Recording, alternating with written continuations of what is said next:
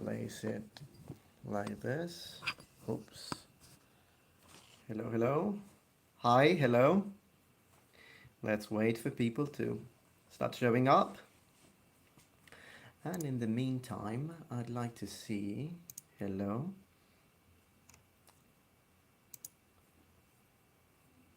Yes, here I am. Hello, hello everyone. Hello, I see a like. That's good. Hi, Mr. Blitz 396. Hello, hello. Hi everyone. Welcome, noble ones. The noble army. Hello, hello, hello. Let's have a drink of water. Want to have a drink? No, you know what? We need to start with this little bit of, yeah, splendid. So, what I'm doing for this live is going to have a very nice, and first of all, I need to find a good perspective. This is a little bit of a weird perspective, but we do what we can. Hello, hello, konnichiwa, konnichiwa, depressed cheeseburger. Latin is the mother of Romance languages. Absolutely, I totally agree. We've got 72 people, 79 people. Welcome, welcome. Where is the wine? No, no wine today. Today we've got Gatorade. That's what we've got. Whoops, sorry about that. I think I need to, organize. You can see how professional of a YouTuber I am. I don't even have somewhere to place the frigging thing. And thank you, Rudy Liga, for your donation. I appreciate it. Thank you very much.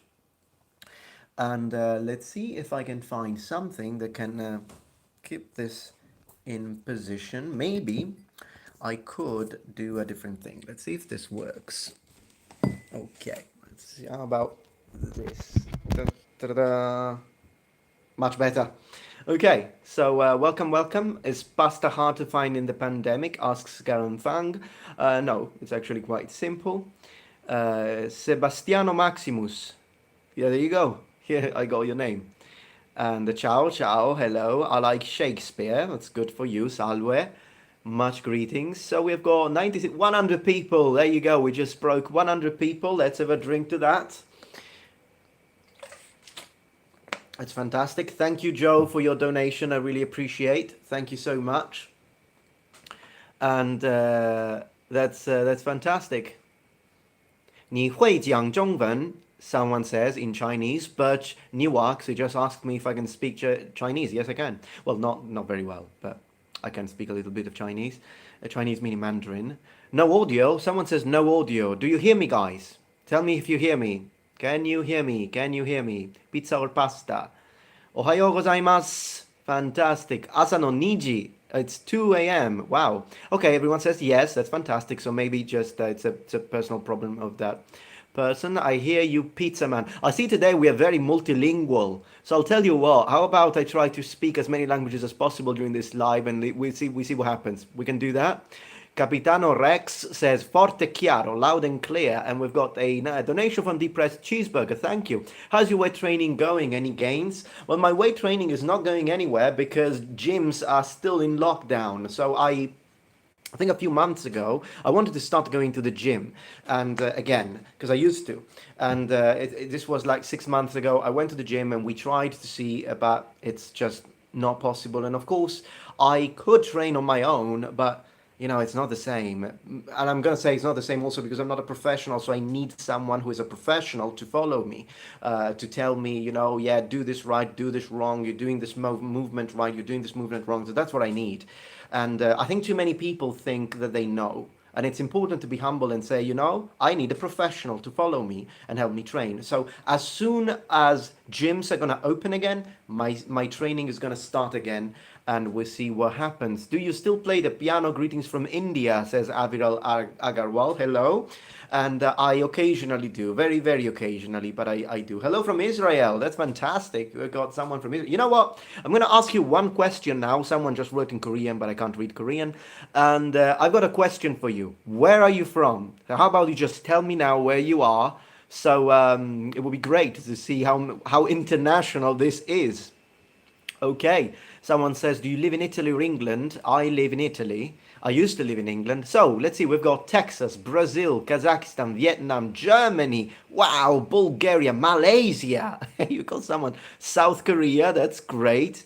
Romanian in Spain, Italia, of course, Hungary, Thailand. We've got someone to Thai is such a cool language. Like Thai has such a cool sound to it. Because I heard Thai. I had a friend from Thailand, and I remember once I went to for lunch with a Chinese and someone from Thai. But the guy from Thai could also speak Mandarin, so we used Mandarin as a lingua franca, and that happened. Canada. Belarus, wow, Sweden, we've got a Norse warrior, Greece, of course, Tennessee, like my girlfriend, fantastic, Turkey, India, Hungary, wow. Do you still wear medieval body armor all the time? Chicago, that's nice. It took me actually a few years to realize that you guys say Chicago rather than Chicago. But yeah, Poland, California, Israel, Greece, Russia. We've got a lot of things. So I need to say a few things here. Roma, we've got someone from Rome and he's making carbonara. That's fantastic. You've got my blessing, my friend. Romanian, very nice. Cefac to the Romanians. Colorado, Indonesia, India, Philippines. Spectre Tamlalos is from the Philippines. So today I'm doing something different, 187 people. What I'm doing is that I've got both my computer and my phone. So first of all, the other day I noticed that I missed a few super chats because on the phone it's not easy to keep track, but I've got my computer now and it's easier for me to scroll up and read all the comments and always see the super chats. So that's happening. We've got someone from Brazil, Zumbi Malunco. So I can say, what do I know in Portuguese? Okay, so in Portuguese, I know that in Portugal they say bom dia, but I think in Brazil you pronounce it bom dia. Correct me if I'm wrong. I think I know that thing. I mean, that pretty much sums up my knowledge of Portuguese. I know obrigado, but that's that. Someone said Spain, so I'm gonna say buenos días, ¿cómo estás? Yo soy italiano, pero puedo hablar un poquito español. No hablo bien, pero podemos haber una conversación en español. So India, I don't know anything. I'm sorry. In Hindi or any other I don't remember what's the word? What do they speak in Calcutta? Don't remember. Anyways.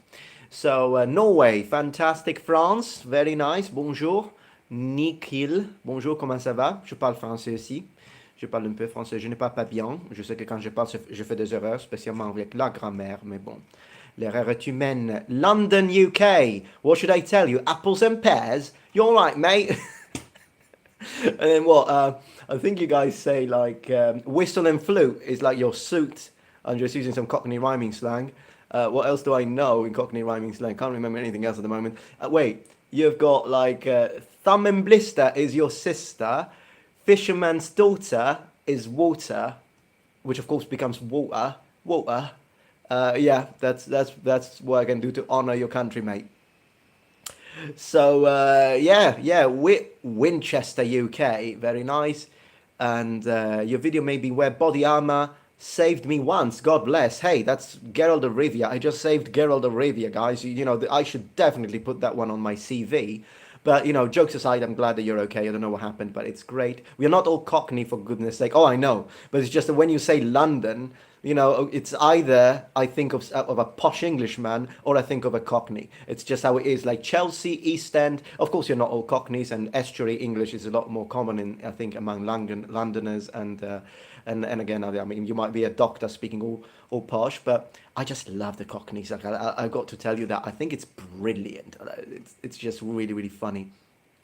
Madagascar, that's fantastic. That's fantastic. Austria, Slovakia. Wow, we've got lots of people from different places. Serbia, hi from Serbia, mate.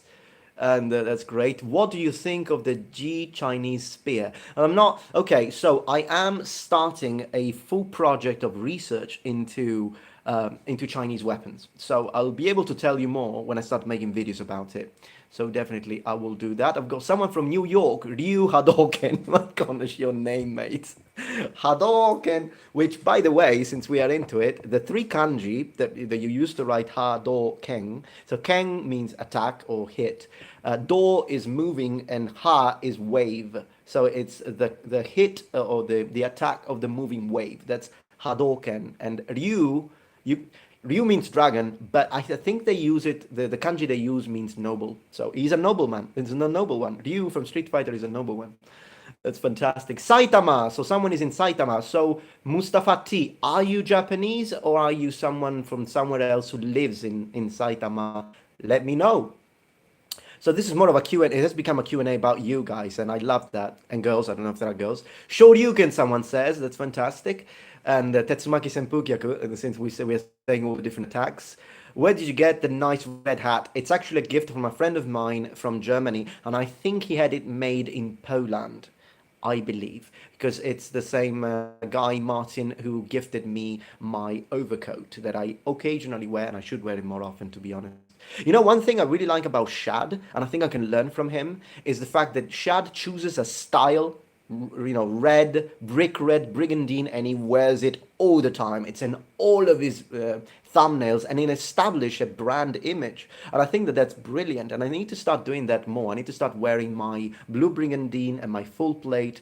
The thing is that on my channel it's a little harder to do that, because on my channel I talk about three things. So ancient Rome, mainly, I mean, I talk about many things, but mainly it's ancient Rome, the classical period, and then, you know, the medieval period and samurai. So I will always be wearing all of these things, but I think it's nice to have like a consistent image, and it's something that I really think I could learn from Shad.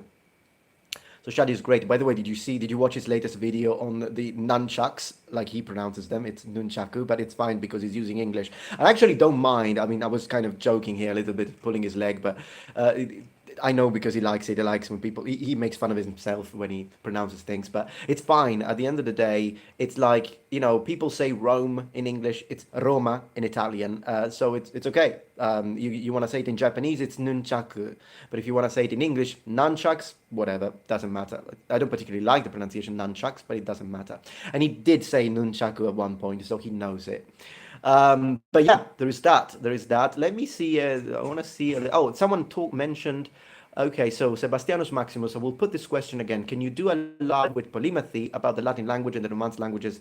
Okay, so yeah, it could be interesting to do a live with Luke from Polymathy, absolutely. But we are working on a video together. It's gonna take us a month of research at least. We're doing a very, very highly produced and researched video together. So maybe after that's out. It's actually a response video to a very popular video about blue in ancient times. A few of you asked me about that, and I decided, you know what, I'm going to join forces with Luke, who's a great linguist, and we're going to make that. Michael Garcia, Indian. Hello, I love Indian food. And I like, one of my favorite things about Indian food is lassi, which is this like drink, yogurt-based drink. And I think we have another super chat. Cowboy John, thank you so much. $2. Best Roman movie and worst Roman movie. Huh. Well, to be honest, worst Roman movie, it's kind of difficult because best Roman movie. It depends, because are we talking about historical accuracy? Are we talking about plot and fun? Because it really depends on the way you look at it. I mean, The Gladiator is a great movie. I find it fun. I rewatch it over and over again. Is it historically accurate? No. But it's not like a complete mess. But I should make a video about The Gladiator. I don't know why I haven't made a video about The Gladiator. But that's a fun movie to watch. The Eagle, Centurion, these are all good movies, but I mean, I don't remember if it was Centurion or the Eagle. I think it was Centurion, where they use Lorica segmentata made of leather, which is completely debunked. It just didn't exist. No one believes that anymore.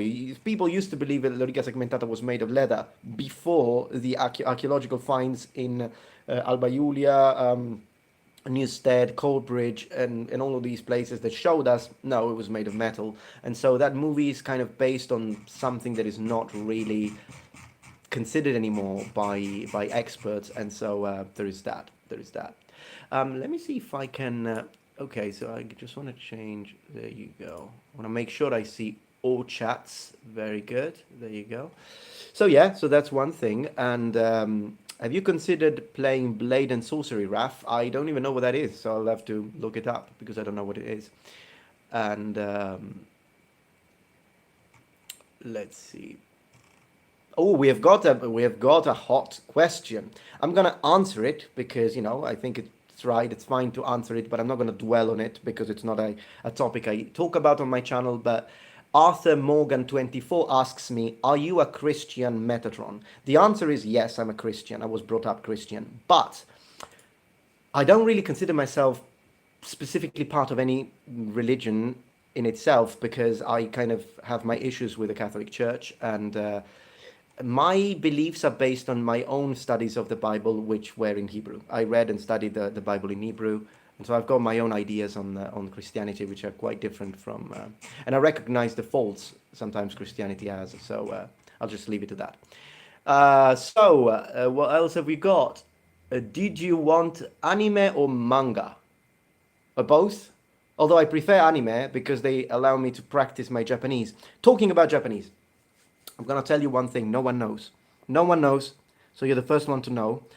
But I've actually created a second channel. I still haven't officially opened it. It has one subscriber, which is actually a student of mine. She immediately subscribed. It's called Metatron Dai Tenshi. You probably won't find it. I'll have to give you the link. I might actually put the link down in the description. I'll do that on this video if you want to be among the first ones, if you're interested. It's a channel entirely in Japanese. I decided to do that. I'm going to open an entire channel in Japanese. That's what I'm going to do. And yeah, so there's that. That's happening. And you might be like, but why are you doing that? Are you doing it because you think that that's going to take off? No, I'm just doing it because I want to practice my Japanese. I don't have anyone to talk Japanese to, so I'm like, you know what? I'm going to talk Japanese to a camera, and so I'll keep it up. That's the idea. But if it does happen that, you know, people subscribe, it's great. And if you're interested in learning Japanese, all that sort of stuff, what videos are you going to make on your second channel? Anything. But the idea is, I think I'm going to speak a little bit about Japan, but mostly because on my main channel, I speak a lot about Japanese stuff. On the Japanese channel, I speak a lot about European stuff. It's the idea of your neighbor's grass is always greener type of thing. And that's based actually on my own personal experience in Japan. When I was in Japan, people, you would imagine you're in Japan. So if you talk about karate, if you talk about, I don't know, kendo, people are going to love it.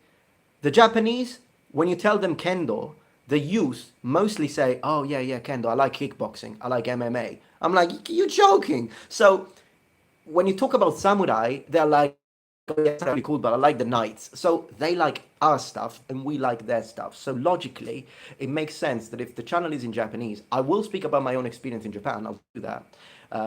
But I'll also speak about Roman and medieval stuff. So the experience of a European in Japan, learning Japanese. How many languages do you speak? That's a secret. That's the secret of the Metatron. I might make a video dedicated to that. Have you watched the Unbiased History series? Sam Kenturio, thank you for your donation. I appreciate. Thank you for your super chat. Favorite Italian dish? Wow. You really put me into a corner with that one. I don't know if I have to say pasta or pizza. It depends. It changes. Sometimes it's pasta. Sometimes it's pizza.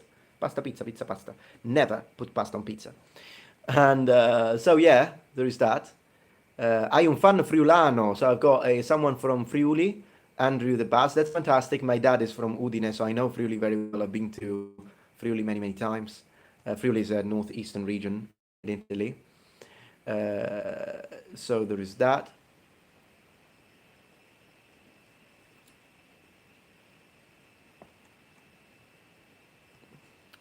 What have we got? Have you watched Netflix Yasuke? I haven't. That sounds interesting. I mean, I don't know what it is, but it sounds very interesting. And should I put pizza on pasta though? No. Probably not. Anyways, are you planning to move to Japan? I'm planning to visit Japan immediately. As soon as the borders are open, I'm going to visit Japan, absolutely. Living there again, maybe for a period. We'll have to see. Gazet Dragon, thank you for your donation of $10. I appreciate it. What is the worst weapon you have ever used? Worst weapon I've ever used. Well, if it implies I have to have used it,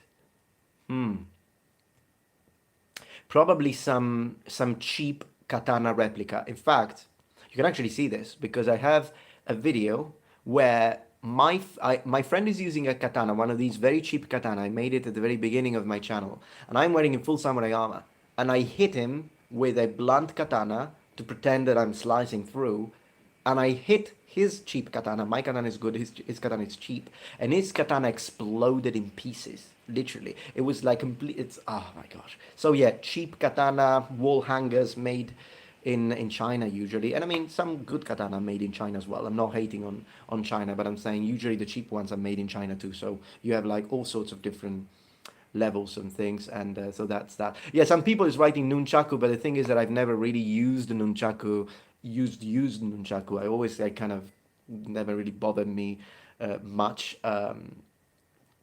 So there's that. Pizza with pineapple, absolutely not. Pizza with pineapple is an abomination. That's what that is.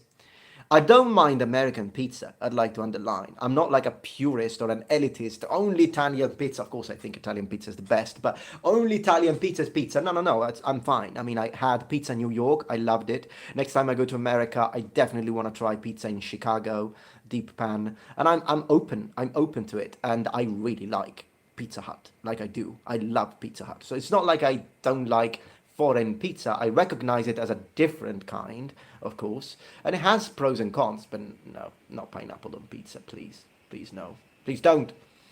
Oh my gosh, in Brazil we have chocolate pizza with strawberries. Well, to be honest, I don't even know why you bother calling it pizza at that point.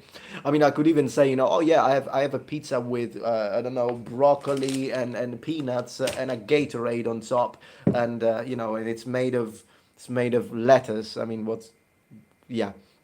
Noah Black, thank you for your £10. I appreciate.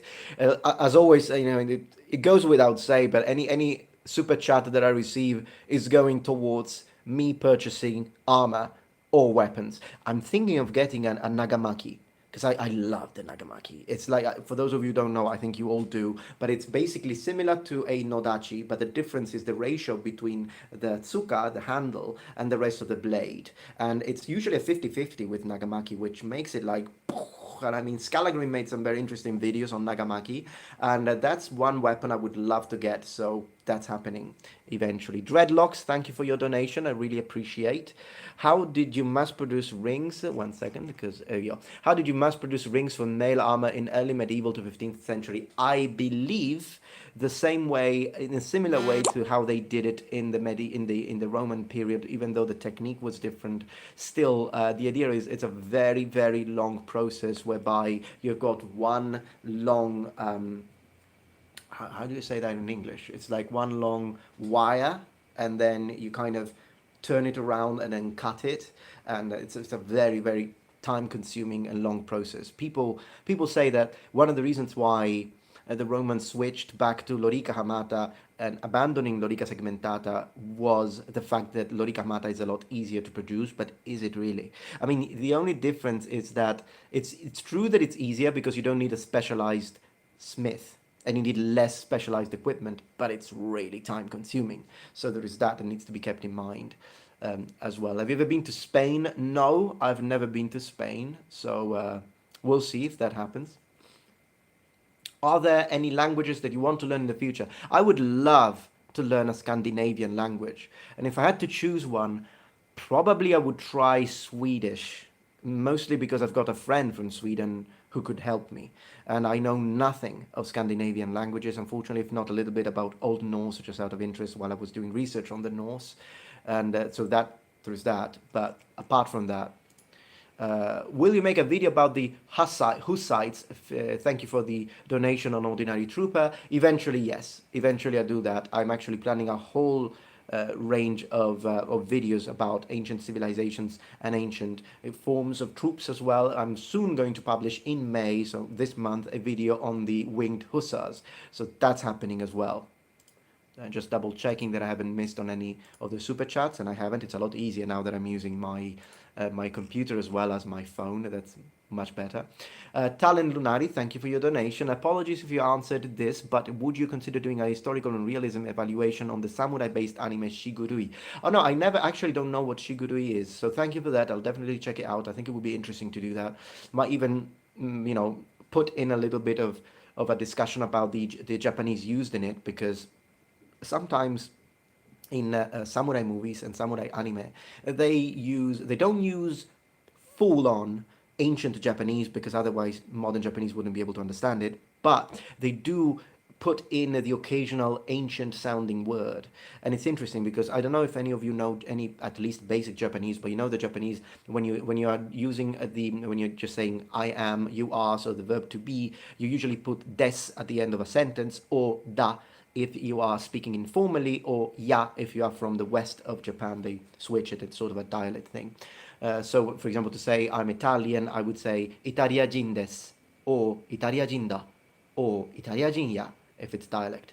Now, in the ancient period, they used nari instead of des, because des is relatively not really modern because it comes from de arimas, but it's still more modern than what they used in terms of at the time of the samurai. And also the samurai had their own way to say I. So you would say watashi, boku, ore. There are lots of different ways. Atashi if you're female. But the samurai said seisha, seisha wa samurai nari would be something you would hear rather than watashi wa samurai desu. In these movies and animes, it would be interesting if they used that.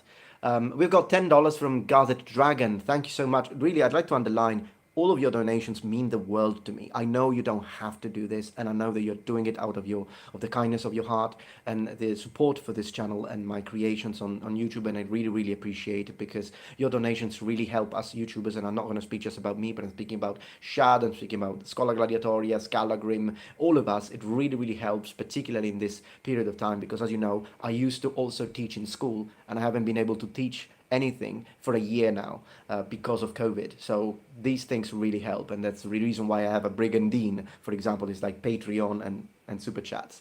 What fighting style do you want to learn but haven't been able to yet?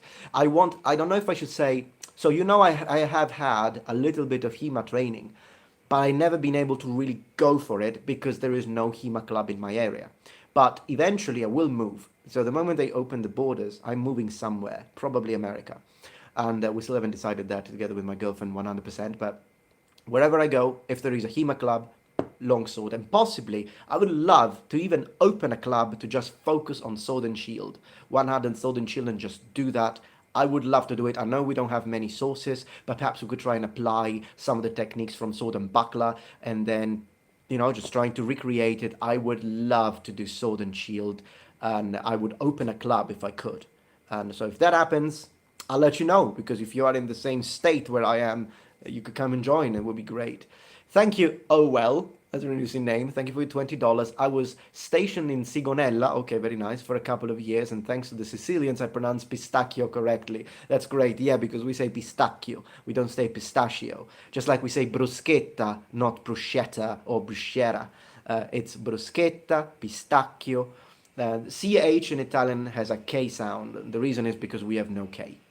Not in Italian. So there is that. Question from Skid Blandier 4. Hey Metatron, when did you get interested in history? I started being interested in military history before I started getting started in history in general when I was 9, I think, because my mother used to read to me. She read to me the entirety of the Odyssey, the Aeneid, the all sorts of Greek mythology. She read to me as a child, and particularly when I was imagining people like Agamemnon and Menelaus and all of the different heroes of ancient Greece, and described with their armor and weapons and shields and helmets. That's when I started getting interested. Then I started playing D&D as a 10-year-old, and so that even got me even more interested into the medieval side of things, because fantasy is based on medieval European folklore, so elves and breastplates and armor and knights. And then when I was 14, I started being interested in the samurai and in the Japanese side of things. And what really got me into martial arts first was Street Fighter, because I fell in love for Ryu, the karateka, and that's the only reason why I practiced karate for 5 years, was because of Street Fighter. And then Bushido Blade is the game that introduced me and made me into a maniac and a sucker for samurai. So yeah, video games, anime, and the stuff that my mom used to read me as a child. I was brought up with ancient mythology, Greek mythology, and and being Sicilian, that's interesting because Sicily is the most Greek part of Italy. It was the first Roman province, I'd like to underline. So Sicily is very Roman, but it's also very Greek. So depending on where you go, you'll find a freaking Greek temples just there, and some of the temples that we have in Sicily are even better preserved than some of the temples that they have in Greece. I love Greece, I'd like to underline, but this is a fact. So Sicily is the merging of Greece and the Greek culture and the Latin culture. It's like a melting pot, and other things as well, like the Normans and the Arabs and all of these things, and the Spanish. But it's interesting that that's the case. So for me, I was brought up in an island that is full of Greek temples and Greek ruins and Greek bastions and stuff like that. So reading Greek mythology really got into my head. So there is that. I think answers the question. And Heliquin, thank you for your £2. Thank for the vids and Netflix Japan, not docudrama. Yeah, I'm not sure what you mean with that part, but I appreciate your donation. And Netflix Japan non-docudrama, whatever that is. But oh yeah, you're referring to Age of Samurai. That's what you're doing. Okay, took me a moment. It took me a moment. I might actually speak more about that. We'll have to see. We'll have to see what happens. What's your opinion on curry on pizza? My opinion is that you should have curry on a Friday and pizza on a Saturday. That's my opinion. Depressed cheeseburger, thank you. You're being very generous. Are you influenced by the philosophy of Bushido?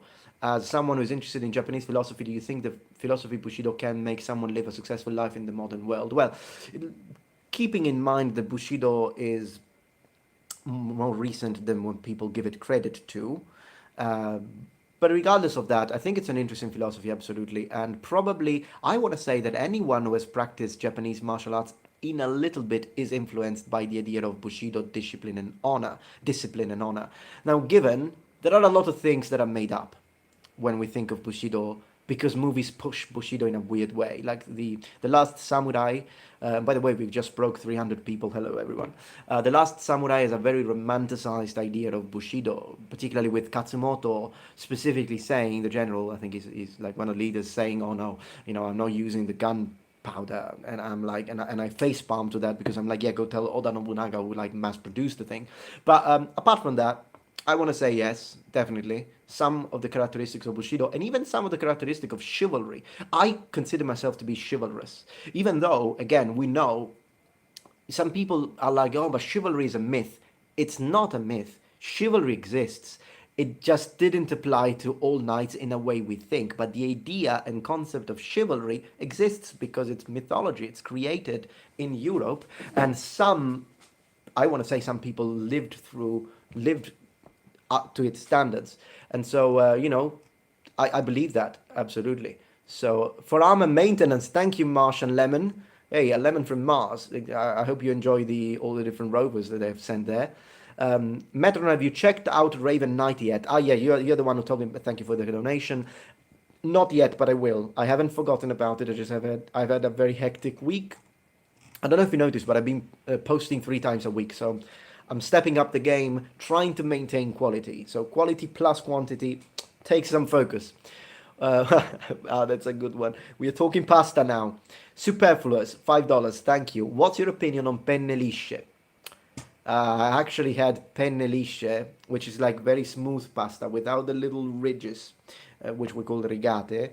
I'm not a huge fan of smooth pasta. I prefer pasta with a little texture on it. The more texture it has, the better I like it. So I actually had it a few days ago, and I was actually thinking about that. I'm like, next time I'm getting the rigate version. So I'm not a big fan. I mean, I still like it. It's pasta. I love all sorts of pasta, but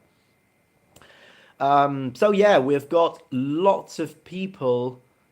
I know that, yeah, Patrick says, but penne is supposed to be liscia. I understand, but I still prefer either, if it's bronze filtered pasta, or I want to say not dry pasta but fresh pasta. That's a different kettle of fish. That's my favorite ever, always. But if it's not, there is that.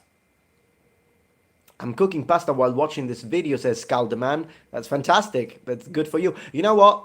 I'm gonna make a video making pasta with Metatron. I'm gonna do it. It has zero to do with my channel, but I'm just gonna do it for laughs and giggles. It's just gonna be really funny. I'm gonna make pasta, and I'm gonna film it, and I'm gonna. Oh, it's gonna be so funny. Oh, it's gonna be so funny. white or red sauce on pizza. I'd rather go for either red sauce on pizza or no sauce at all. But white sauce can be used sometimes with pizza that has like sweet corn and ham, and it's actually pretty good. But only few kinds of pizza are good with that kind of stuff. Thank you, Ground Floor, for your ground for Guthrie for your donation. I appreciate your $10. Hey there, I enjoyed your recent collaboration with Skal. Oh, that was fantastic, fun stuff. Have you done or will you consider an overview of the Battle of Malta between the Knights of St. John and the Ottomans? Yes, actually, I am preparing a whole series again. It's something I talked about in the past, but I think now I can do a better job on the religious orders, Catholic religious military orders like the, Knights of Hospitallers, the Teutonic Knights, the Knight Templars, and all of that. So that's happening, and I'm actually ordering an outfit as well, because the thing is that I still haven't announced this because it's still not a 100% sure thing, but I'm in contact with a person. He wants to remain private, but I'm in contact with a person, and he is opening a museum of arms and armor here in Palermo. He has got, connections with the government, and he has received funds from the Italian government to do this. And I am in charge of making the museum happen. So I choose the armor, I dress up all the mannequins, and I'm ordering a lot of stuff because of that, because I'm using this budget, and I'm going to use some of this stuff for my channel too. So lots of interesting stuff is going to happen. I mean, it's not my stuff, it's his stuff, but if I'm ordering something for him, before we put it in the museum, I can put it on to make a video and he can lend it to me. That's going to happen. So that will happen as well. Iliad, Odyssey, and Aeneid, I did all of them, all three. I read all of three, but Iliad is my favorite. Do you like Caparezza? I have no idea what that is, actually, Pari de Fiori, so you'll have to explain it to me. But you've got a cool name, I'll give you that. So yeah. Wow, congratulations. Thank you. This guy wants to name the museum after me. I said, you don't need to do that. I'm nobody. But he's really adamant about it, so that might happen. Or maybe it won't, because, there are permissions and stuff that have to do with this. It's going to take us a year to pull this one off, but we'll see. It's gonna be great. It's gonna be great.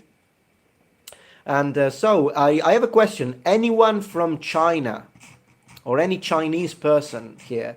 Because I read a lot of people from all over the places. And is anyone from Japan here? These two questions. Orlando Bianchi asks me, "Sei pazzo? Are you crazy?" Yes, I've lost my marbles a long time ago. So yeah, you've got to be a little out there, I believe, to do the things I do. Mais sulla pizza, I know it sounds strange, Orlando, but they do it in Napoli, and it's really good. Like I wouldn't think it either, but I had it in Naples many times, and it's actually really good. I know it's strange, but they do it. It's good. Sì. Ah, ok. Caparezza è presente, viene a ballare in Puglia. Okay, no, I didn't know that.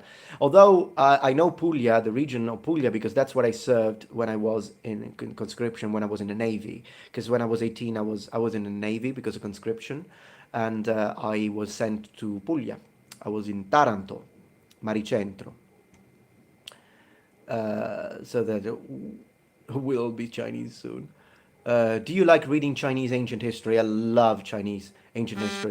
Brick Newark says ni hao, ni hao. So he says hello in Chinese. I appreciate that. We have another ni hao from Sephirolax Cloud.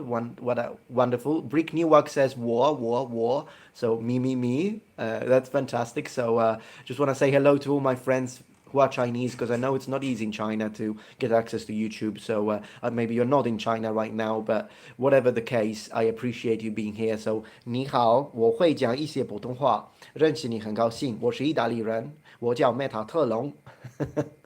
So I love using Chinese. It's great. 我学习汉语。And so that's fun. He's asking me if I speak Sicilian, I think. Is that a question? Maybe it's not a question, actually, because I see Siciliu, they. And I don't know if you're asking me, I apologize. I'm not sure about one of the characters you put there. I do speak Sicilian. I can speak Sicilian, so that happens. And I love Mandarin Chinese. Yeah, I speak Mandarin Chinese. 我喜欢普通话. So Mandarin is 普通话in Chinese. And I have been to China. 我去过中国，我去过北京. So I've been to Beijing. And my teacher, 我的老师, my teacher was, I had two, and they were both from Beijing. So it's interesting because I've recently found out that not only there is a difference in pronunciation between Northern Chinese and Southern Chinese, still Mandarin speaking, but there is also a difference of vocabulary, which I didn't know. I mean, I knew the difference in pronunciation, but for example, if I had to say tomato, I would say 西红柿. And that's not how they say in the south of China. I have no idea how they say it in the south of China, but I know it's a different word because I heard it once. And I was like, wow, I wouldn't have understood that. For me, it's 西红柿. There's no question about it. And also, what's interesting about Northern Chinese is if I wanted to say something like, where are you going? I could say 你去哪儿? And I put that because that's how my teachers taught me. But they never do that in Midland China or Southern China. So it's non-rhotic. But my Chinese is rhotic because I'm used to that. If I had to say, I don't know, this is my new word, like the new word I've just learned, I would say 这是我的生词儿. So I would put the even if I have to say flower, I would say 花儿. For me, it's not 花, it's 花儿. So, or if something is fun, I could say 太玩了, 太玩了. A word I really like in Chinese is hope, 希望. I like how it sounds, the pitches. In Japanese, it's kibo, that's hope, in speranza in Italian. And so there is that. Tomato in Cantonese. Cantonese is such a fascinating language. It even has more pitches than Mandarin. I mean, already getting the pitches in Mandarin, I didn't find it too difficult, but it took some time, some practice. Not too much, but it did. But Cantonese had even more tones, so like, yeah. Where did you learn Chinese, asks Mona Lisa da Vinci. I learned it at the University of Oriental Studies in Naples. In Chinese, that would be called Dongfang Daxue. So the, university, because my major was Japanese, my minor was Chinese. That's my my studies, my university studies. And it was fun. Favorite Roman emperor? Thank you for the donation, an ordinary trooper.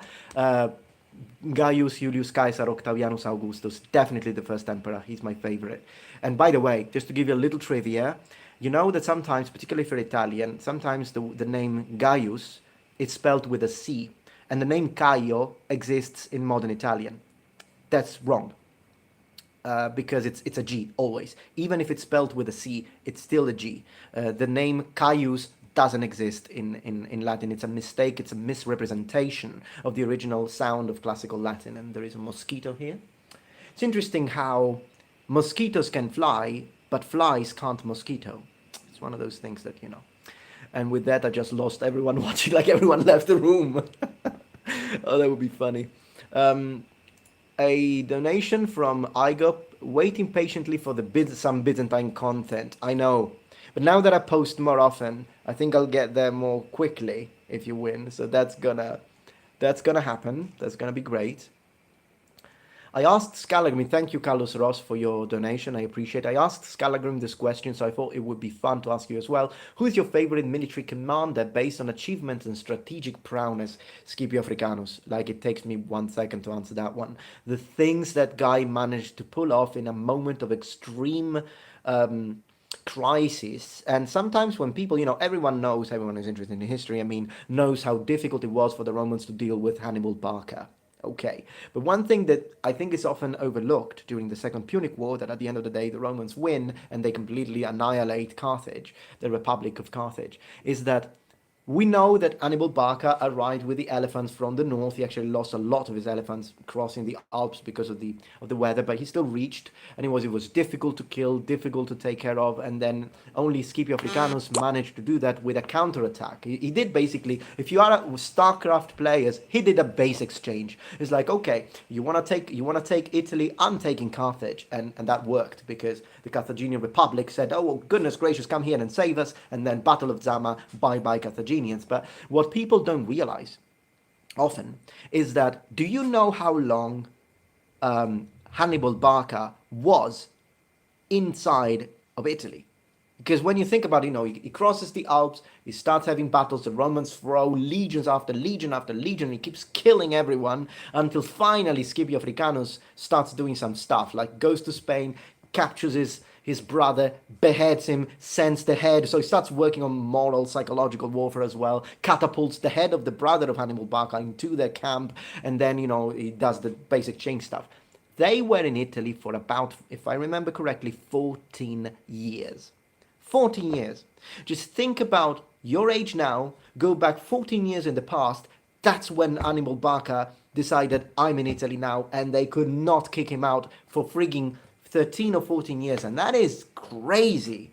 So the fact that Skippy Africanus eventually does manage it, incredible. So yeah. Oh, we have a big question, and it's very Sicilian. Arancino or arancina? I'm from Palermo, so I say arancina.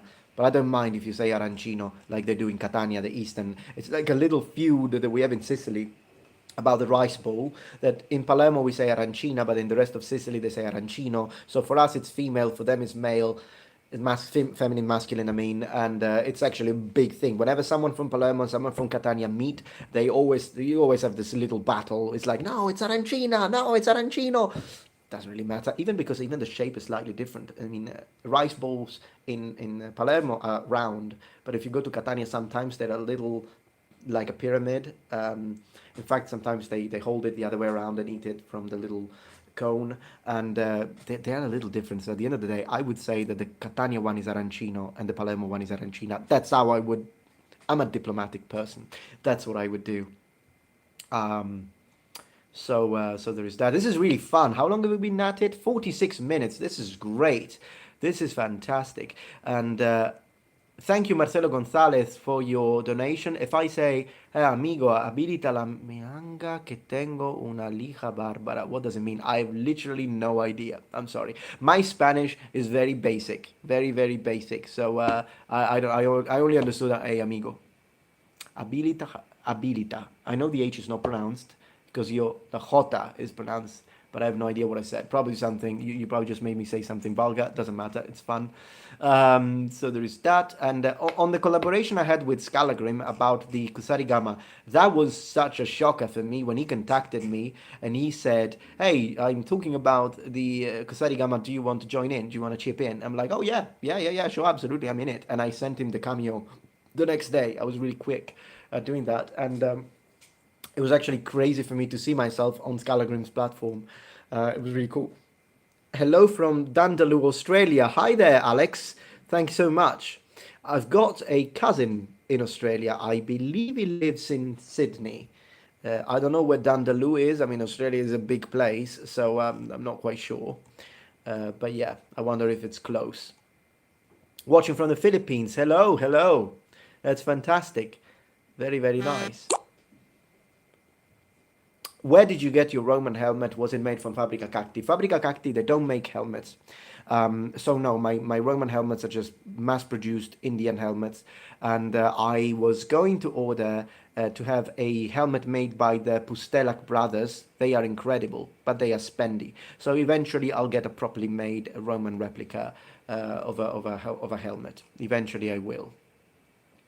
Malux, thank you for your donation. You're a fascinating character. Keep up the good work. Thank you so much. Saluti dall'Istria. Hey, fantastic. Wonderful. Thank you. Grazie. Grazie mille per la donazione. Thank you for your donation. I appreciate.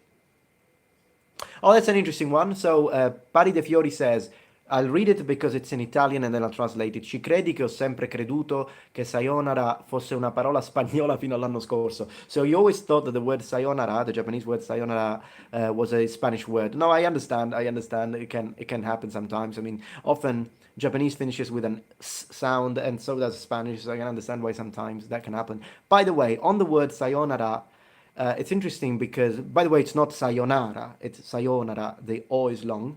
And it's like the way to say farewell, but literally it means if it must be so. And it's very poetic, but they don't really use it all the time. Usually if you're just saying goodbye to a friend, you just say matane, which means bye. Or you can say matashita ne, matashita, so see you tomorrow. Or sometimes if you finished working, you say otsukare, otsukare-sama, otsukare-sama deshita, which means like you are honorably tired. You tell that. So sayonara, it's very famous, but it's not used that much in Japan unless it's one of those, heartbreaking moments where you're saying goodbye. Other times they do use it, but generally speaking, you have other ways to say goodbye. And so there is that. Do you like Lego? Well, I used to when I was a kid. I used to have a lot of Lego, all the medieval little Lego. I had them all, my friend. I had them all the little Normans. I like the sound of Mandarin to Japanese, so over Japanese. What do you think? I like both, to be honest. I could never choose one. I could never choose one. I like both Japanese and Chinese. Although I'll tell you one thing. I like very formal Mandarin over informal Mandarin, but I actually prefer informal Japanese over formal Japanese. Um, when I was in Japan, of course, I would speak to clients and customers. So I was using the so-called tenego, so the very formal language. So I'm used to that. Using I don't know gozaimasu instead of arimasu and stuff like that. But I'll tell you, my favorite moments in Japan was when I was talking to my colleagues or my friends. It was the best. Nani shitenda yo? Stuff like that. Like, what the heck are you doing? and stuff like that. And then sometimes I would purposely use stuff from anime, like Nani shiagaru, which is a very anime way to say, what are you doing? Not many people actually use it. Um, uh, but yeah, that's my favorite. I prefer that over, I don't know, Nani o shite imasu ka, which is very formal way to say, what are you doing? But when it's between friends, Nani shiteru? Nani shiteru yo? Nani shiteru yo? Stuff like that. I like it more. It's more fun. What weapon would you pick in a sword fight? A one-handed sword if I have access to a shield, a two-handed long sword if I don't, unless I have access to a spear, but you said sword fight. So in terms of sword, I'm always going to choose European over anything else. And then people are going to be like, oh, you're racist. No. Has nothing to do with racist. Unless a katana and a European longsword are separate races. If a scientist proves that to me, then we have a discussion. But what animal would you want as a pet? Cats. I love cats. That's my favorite. I do have a pet. I have a dog. Well, it's at my girlfriend's place, so it's in America. But we do have a little dog. It's a small Maltese, and she's adorable. But as a next pet, I'd like to have a feline friend because I really like cats. I'm a cat man. Cat man. Three favorite animes. Well, Evangelion, Neon Genesis Evangelion is such a great anime. Um, Probably Hokuto no Ken. I mean, this is 80s stuff because 90s stuff. That's my stuff. And then I actually like now to tell you a little bit more of a modern one. Blame is a good one as well. So I'm gonna say these three probably. But there are many others, of course, and they're just not popping into my mind. I still watch anime though. I was actually watching yesterday. I was watching Neon Genesis Evangelion, because I like watching anime in Japanese after having learned the language. I specifically did that with Evangelion. I stopped watching it. I lived in Japan for 4 years, and then I started watching it again because I wanted to see the difference. And it's a big difference to be able to understand it. Also because sometimes anime. So is anime good to learn Japanese? It sometimes can be, but it depends on the anime. And I would say not really as a beginner, unless it's a very simple anime for kids. Because what's gonna happen is that if you watch anime and you have someone like, I don't know if you guys know, if you never once know Evangelion, but there is a character called Ritsuko Akagi, and she is a scientist. So of course when she speaks, she's using scientific Japanese. And you're gonna learn stuff like kyoku sohitsu, which means amnesia. And what's the purpose of learning that if you don't know how to say I'm hungry, like onaka suiteru? First learn I'm hungry and then perhaps move. So I would say start using anime when you're intermediate at least. First have a little bit of an understanding. If you watch Miyazaki Hayao, for example, Sento Chihiro no Kamikakushi, which is the original title of, what is it in English? Spirited Away. Spirited Away. I mean, when the guy speaks, he uses like, to encourage the little girl, Chihiro, to eat, he says, otabe, otabe. That's like old Japanese. No one says it that way. You would say tabete kudasai, meshiagatte kudasai in modern Japanese. Tabete kure if it's a friend and you want to be a little, I don't know, very informal.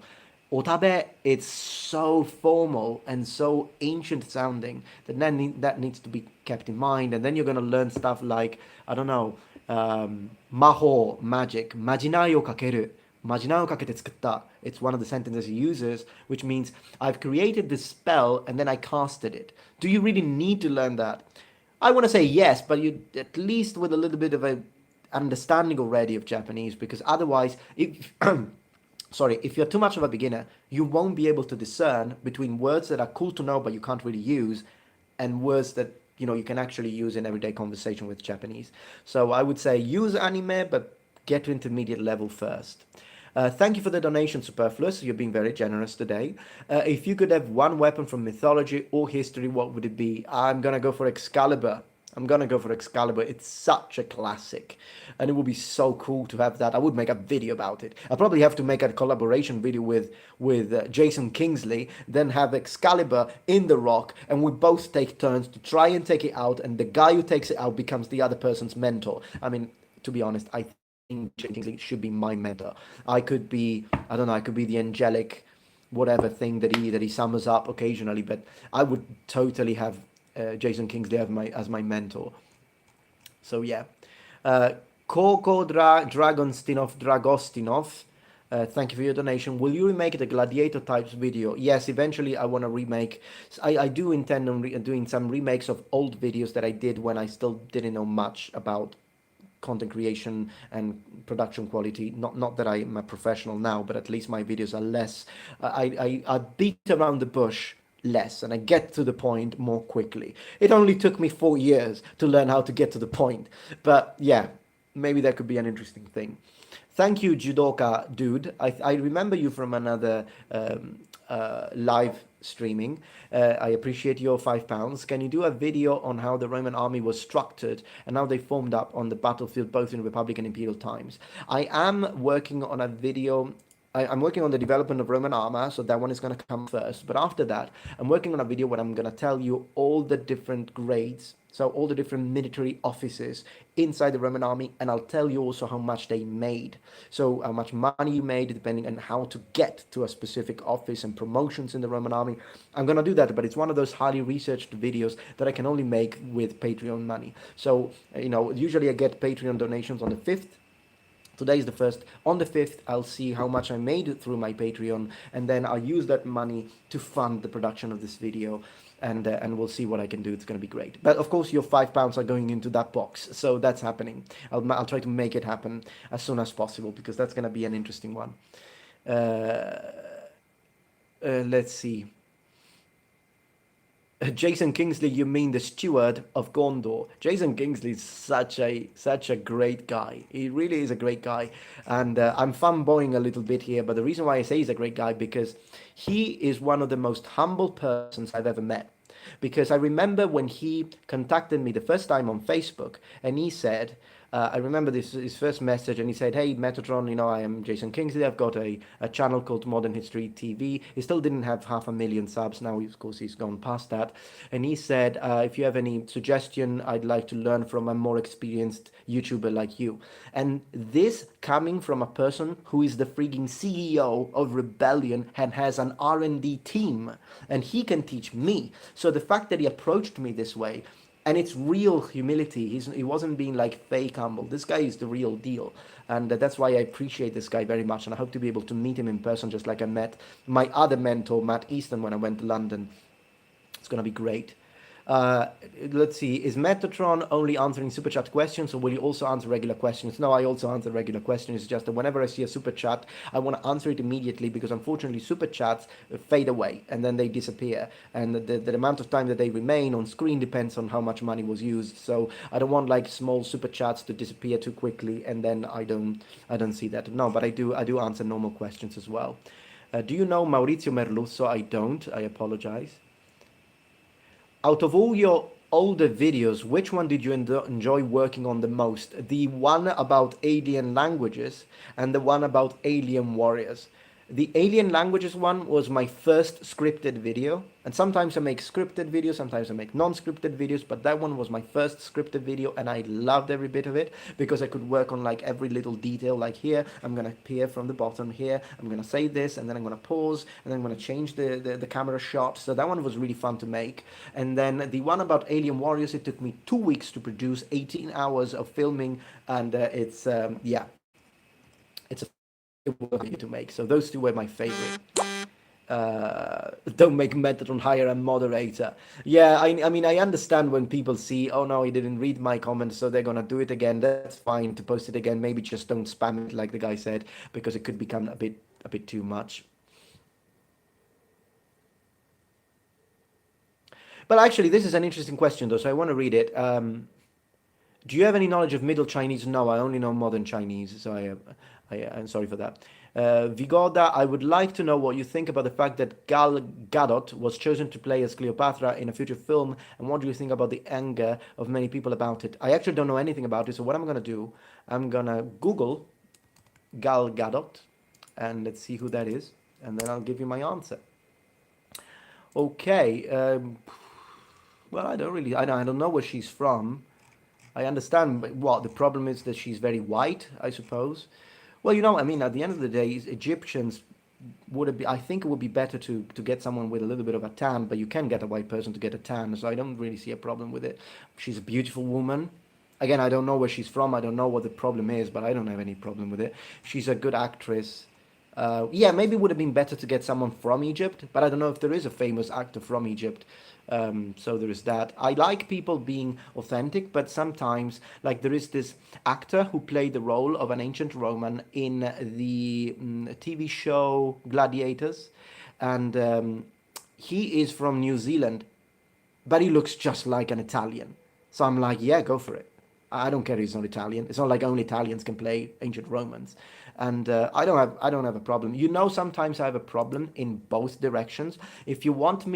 If you take someone from America or from Italy or from France, like a Caucasian like me, a white Caucasian, and you want me to believe that that's the emperor of China, I'm like, that's silly. Just get the Chinese. Um, and that goes the other way around. You know that if you are representing Julius Caesar and you get an actor from Africa or an actor from, I don't know, China, I'm like, you know what, just don't. Just if you really want a star, uh, a very good actor from Africa, make a show about Africa. One of my favorite Marvel shows is Luke Cage. It's fantastic, but imagine if you just hired white people to represent black African communities in Harlem. And by the way, I've been to Harlem and I slept in Harlem. I love Harlem. It's the same thing. So I'm like, trying to be accurate to the historical character. That would be my thing. And some people, of course, call me racist because they say, oh, you should see the ability of the actor, not the race. But I'm like, you know what? I like historical accuracy. What can I do?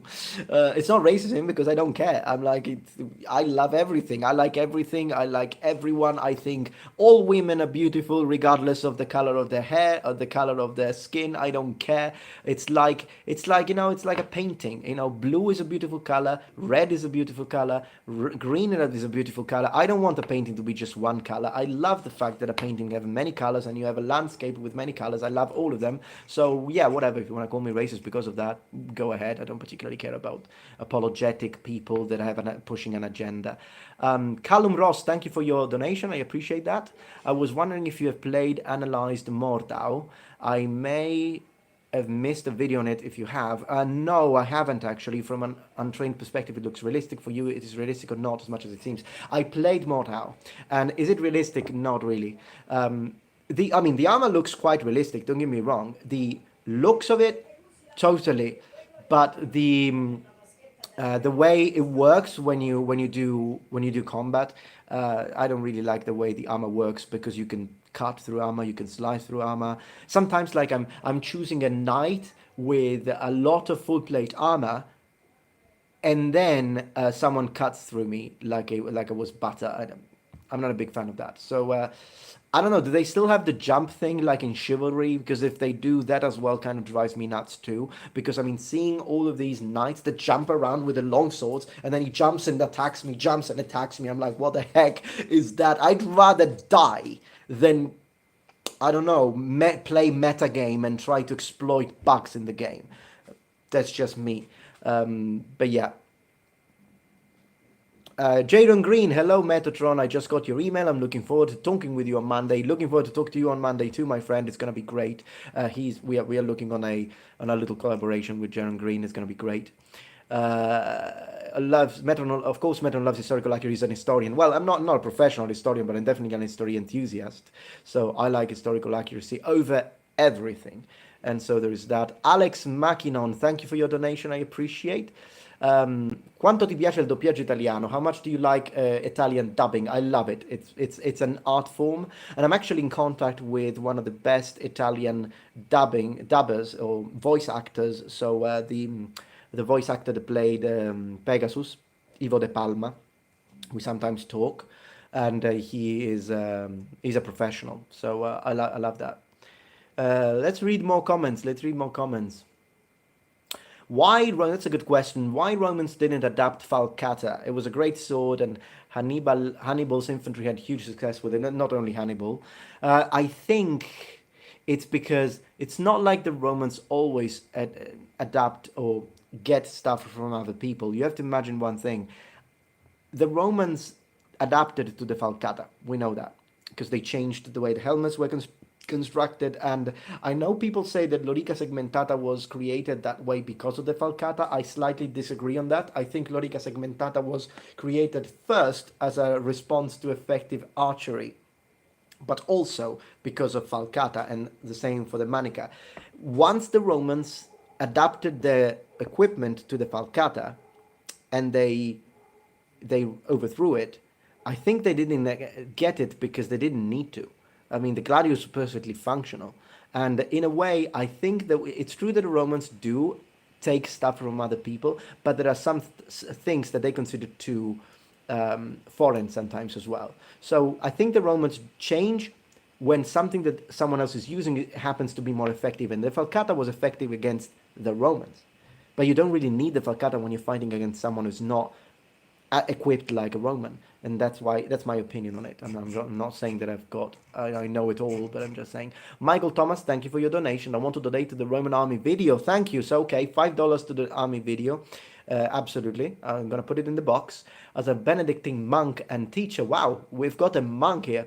I cover how Pachomius copied that in setting up his abbey. Thank you so much. I appreciate that, and I don't know, should I call you father? So thank you for your donation. I appreciate it, and thank you for watching. And let's see a few more questions. And the gladius is less expensive, probably. Yeah, that too. I mean, the Romans perfected the gladius. That's why we've got lots of different types. We've got Pompeii, mines, different variations, because they kept on experimenting on the gladius. And I think the gladius was just a great weapon to have until we move into a completely different kind of warfare, which is late imperial warfare, where we use the spada, and we use, I purposely pronounce the T because I'm using Latin, and then smaller shields, and most of the army is now mercenary rather than citizen. It's a different situation. The Romans are interested in keeping order in the borders rather than expanding. It's a completely different situation, of course, and that needs to be taken in consideration. We've got another donation. Dorsica, what are your thoughts regarding the armors and weapons in the film Il Mestiere delle Armi? I don't know it, so I can't really answer the question. I appreciate your donation. And Il Mestiere delle Armi, I'll have a look at it. I'll definitely have a look at it.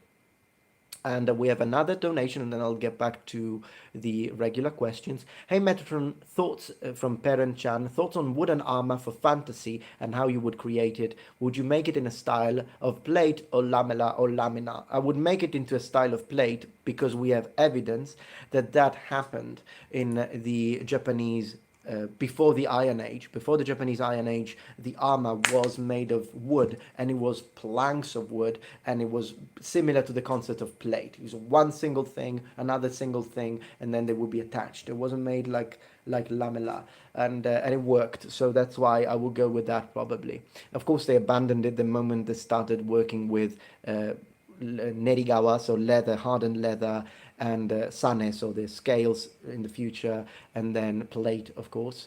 But yeah, that's that. Let's see. Let's see what we have got. Let's see.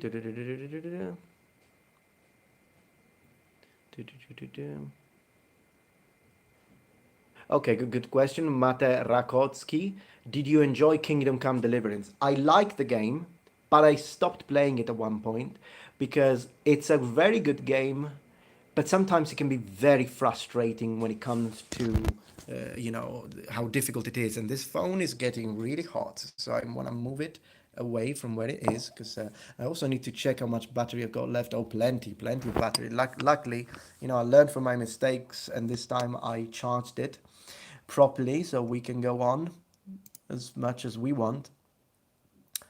Buongiorno, favorite horrible history song sketch. I don't really have one, so I apologize for that. So yeah, going back to Kingdom Come Deliverance, I don't. I mean, I like it, but it's frustrating sometimes. I don't know what it is. The combat sometimes is frustrating. You keep on like walking back and stabbing, walking back and stabbing. I don't know. There is something about the combat that kind of drives me nuts sometimes. But I haven't played it in a long time. I don't know if they fixed it, so I should give it a try again.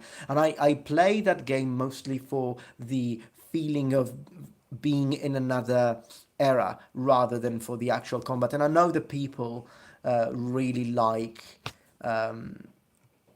I know that people really like the game and like the combat, so maybe it's just me and it's just a get good sort of situation. I don't really know. Um, why are you named Metatron? I think I have a video on that, so I'll yeah, I'll point you towards that one. If you write why I named my channel Metatron on my channel, you'll find a very old video where I answered just that for you. Have you ever heard of Elbonia? No, I haven't. I don't know what that is. So there is that. And it's an interesting question. Aaron Jackson, what type of military formations did the Japanese military use in the warring state, so the Sengoku period, before the Edo period? Did they use something like a testudo or a uniform methodology? Japanese warfare changes dramatically actually in the Sengoku period, because before the Sengoku period in the Heian Jidai, for what I can remember, because this is something that I read a long time ago, it was mostly a situation of you pick an opponent and you fight during combat. But as you go into the Sengoku period and you start having professional infantry, because you have a big evolution of what the Ashigaru is, so the light infantry, Ashigaru, light foot, they start becoming massed, compact infantry with two-handed yari. That's what it becomes. So it really depends on the period. But when you look at the Sengoku period, it's definitely formation, massed formation with pole weapon users, and you have like one, and then of course that's not just it. You've got like Takeda was famous for the cavalry charges. Oda Nobunaga was famous for the gunners put behind the tate and straw to to shoot people, and then they invented repeating ways of shooting, whereby while the first line shoots, the second line is ready, and the first line goes back into the third rank, and while they recharge, while they reload, the second line shoots, and then they go back, and so they have this continuous rotation that the Japanese use. So yeah, Sengoku period is when warfare becomes more professional. Absolutely, because I mean they were killing each other like dogs, like rabid dogs all the time, and that happens. What is your favorite medieval game? It's actually a very old game, and I have a video about it, and it's called Knights of the Round, and it's just a side-scrolling video game that you can play. It's based on the Arthurian legend, and I always play it with my friend Michele when he comes over here, and occasionally with my friend Salvo. You can have three players. One plays King Arthur, one plays Lancelot, and the other one plays Parsifal, and it's such a good game.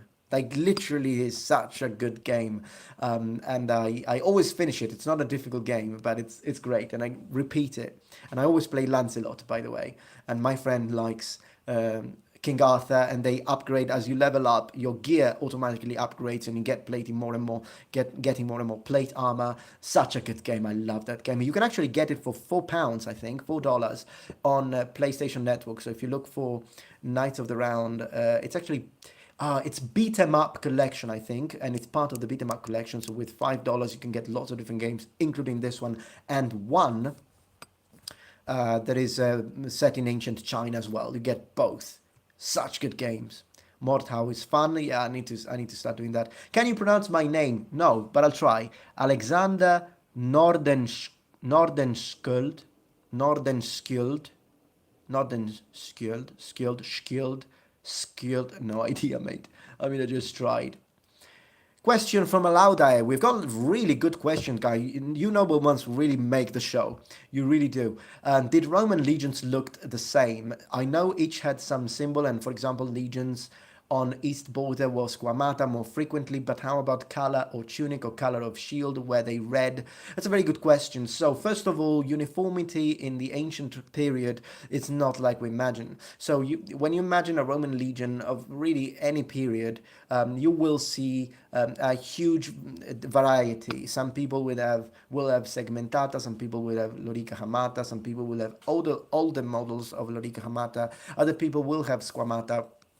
So first of all, you never have one legion with one type of armor. It almost never happens. Occasionally in the Dacian Wars, we have something similar to that, at least for some of the main cohorts. But in the majority of cases, legionaries, their equipment varied all the time, and officers will have different equipment as well. Cavalry will have the masks. I'm making a video on that soon. But then in terms of color, there isn't much uniformity. When you look at the iconography, and when you read books such as Roman military dress, what they tell us is that actually a undyed tunic was the most common. So a linen tunic that looks kind of a dirty whitish color, a white grayish color, would be the most common, particularly when when on the march or when in the camp. But the Romans had multiple tunics and multiple colors, and some Romans would have had red, and some sources say that red was used in battle. It's possible. Some sources say that Romans used a bleached pure white in parade. And I remember specifically this fresco from Pompeii that shows three legionaries. Two are in white tunic, one is in red tunic. So that already gives us a little hint on the possibility of that kind of situation. And then sometimes guards would have green, and the reason why guards would use green tunics is because green was more expensive, because to make green you would have to first dye a tunic yellow, and this shows therefore that you're a successful man, and it makes you more appealing to the women, and it also makes you feel good. So sometimes guards that have good money, they would have green. Not, it doesn't mean that all guards were wearing green, but I'm just saying that's something that the sources tell us. Vegetius tell us that the Roman navy used blue. Now, does that mean that every single Roman soldier in the navy was wearing blue tunic? No, but it means that definitely, because you see, Vegetius specifically talks about the late Republican period, and it specifically talks about the Roman navy and Roman soldiers on ships in Britannia.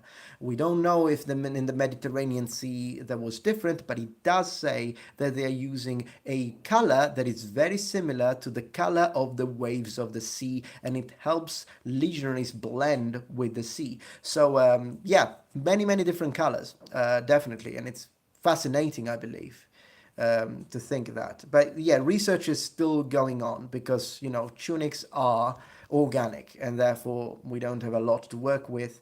But there are, I do remember, like, this person, there was this artist, this statuary, I don't remember what it was, but I remember that it had a little bit of pigment, and it appeared that the tunic was actually brownish originally and the scarf gray. So multiple possible colors. Do you play Minecraft? No, I don't. I don't play Minecraft, I apologize, but I do play Valheim. Please don't say Valheim. I do play Valheim, and I do play Conan Exile. So these are the two games I've been playing the most. I think I've got like about 200 hours each. And you'll be like, how do you get so many hours of free time and make a YouTube channel? I don't know. I don't know how I do that, but I do that. Well, that's pretty much all I do, really. Right now, I study, I make videos, and I play video games, and I eat pasta. These are the, and then I watch Netflix I've been watching Suits on Netflix lately. So how many people have we got? 308 people. It's amazing. Like, you guys stuck around. I'm actually impressed, because usually when you start with a number, then the number declines. But we've been here for an hour and 18 minutes, and you know what? I say let's keep going. This is fun. This is really fun. Thank you, Egri, for your donation. Thank you for the wonderful content, Raf. My pleasure. Stay safe and keep up the good work. Love from Norway. Fantastic. It's great to have a friend from Norway. I love having friends from all over the places. And do you know Hellish Quart? Yes, the developers actually gave me a beta testing version. I love Hellish Quart, and I will eventually make a video about it. It's such a great game. My favorite character is the girl who uses the longsword. I love the fact that you can switch guard positions. Such a good one. I love that game. I'm definitely gonna do that. Let's see. Pasta forever. Absolutely, pasta forever. Does pineapple go with pizza? No, it doesn't. I will say that until the end of my days. I might want to have it actually written on my grave. No pineapple on pizza. Rest so that I can rest in peace. That's what I could write on on my grave. Oh, that would be fun. That would be really funny. Rice forever. Yeah, I like rice. I like rice, absolutely. And what is your favorite Catholic saint? I don't really have a favorite Catholic saint. But to be honest, I really like Joan of Arc.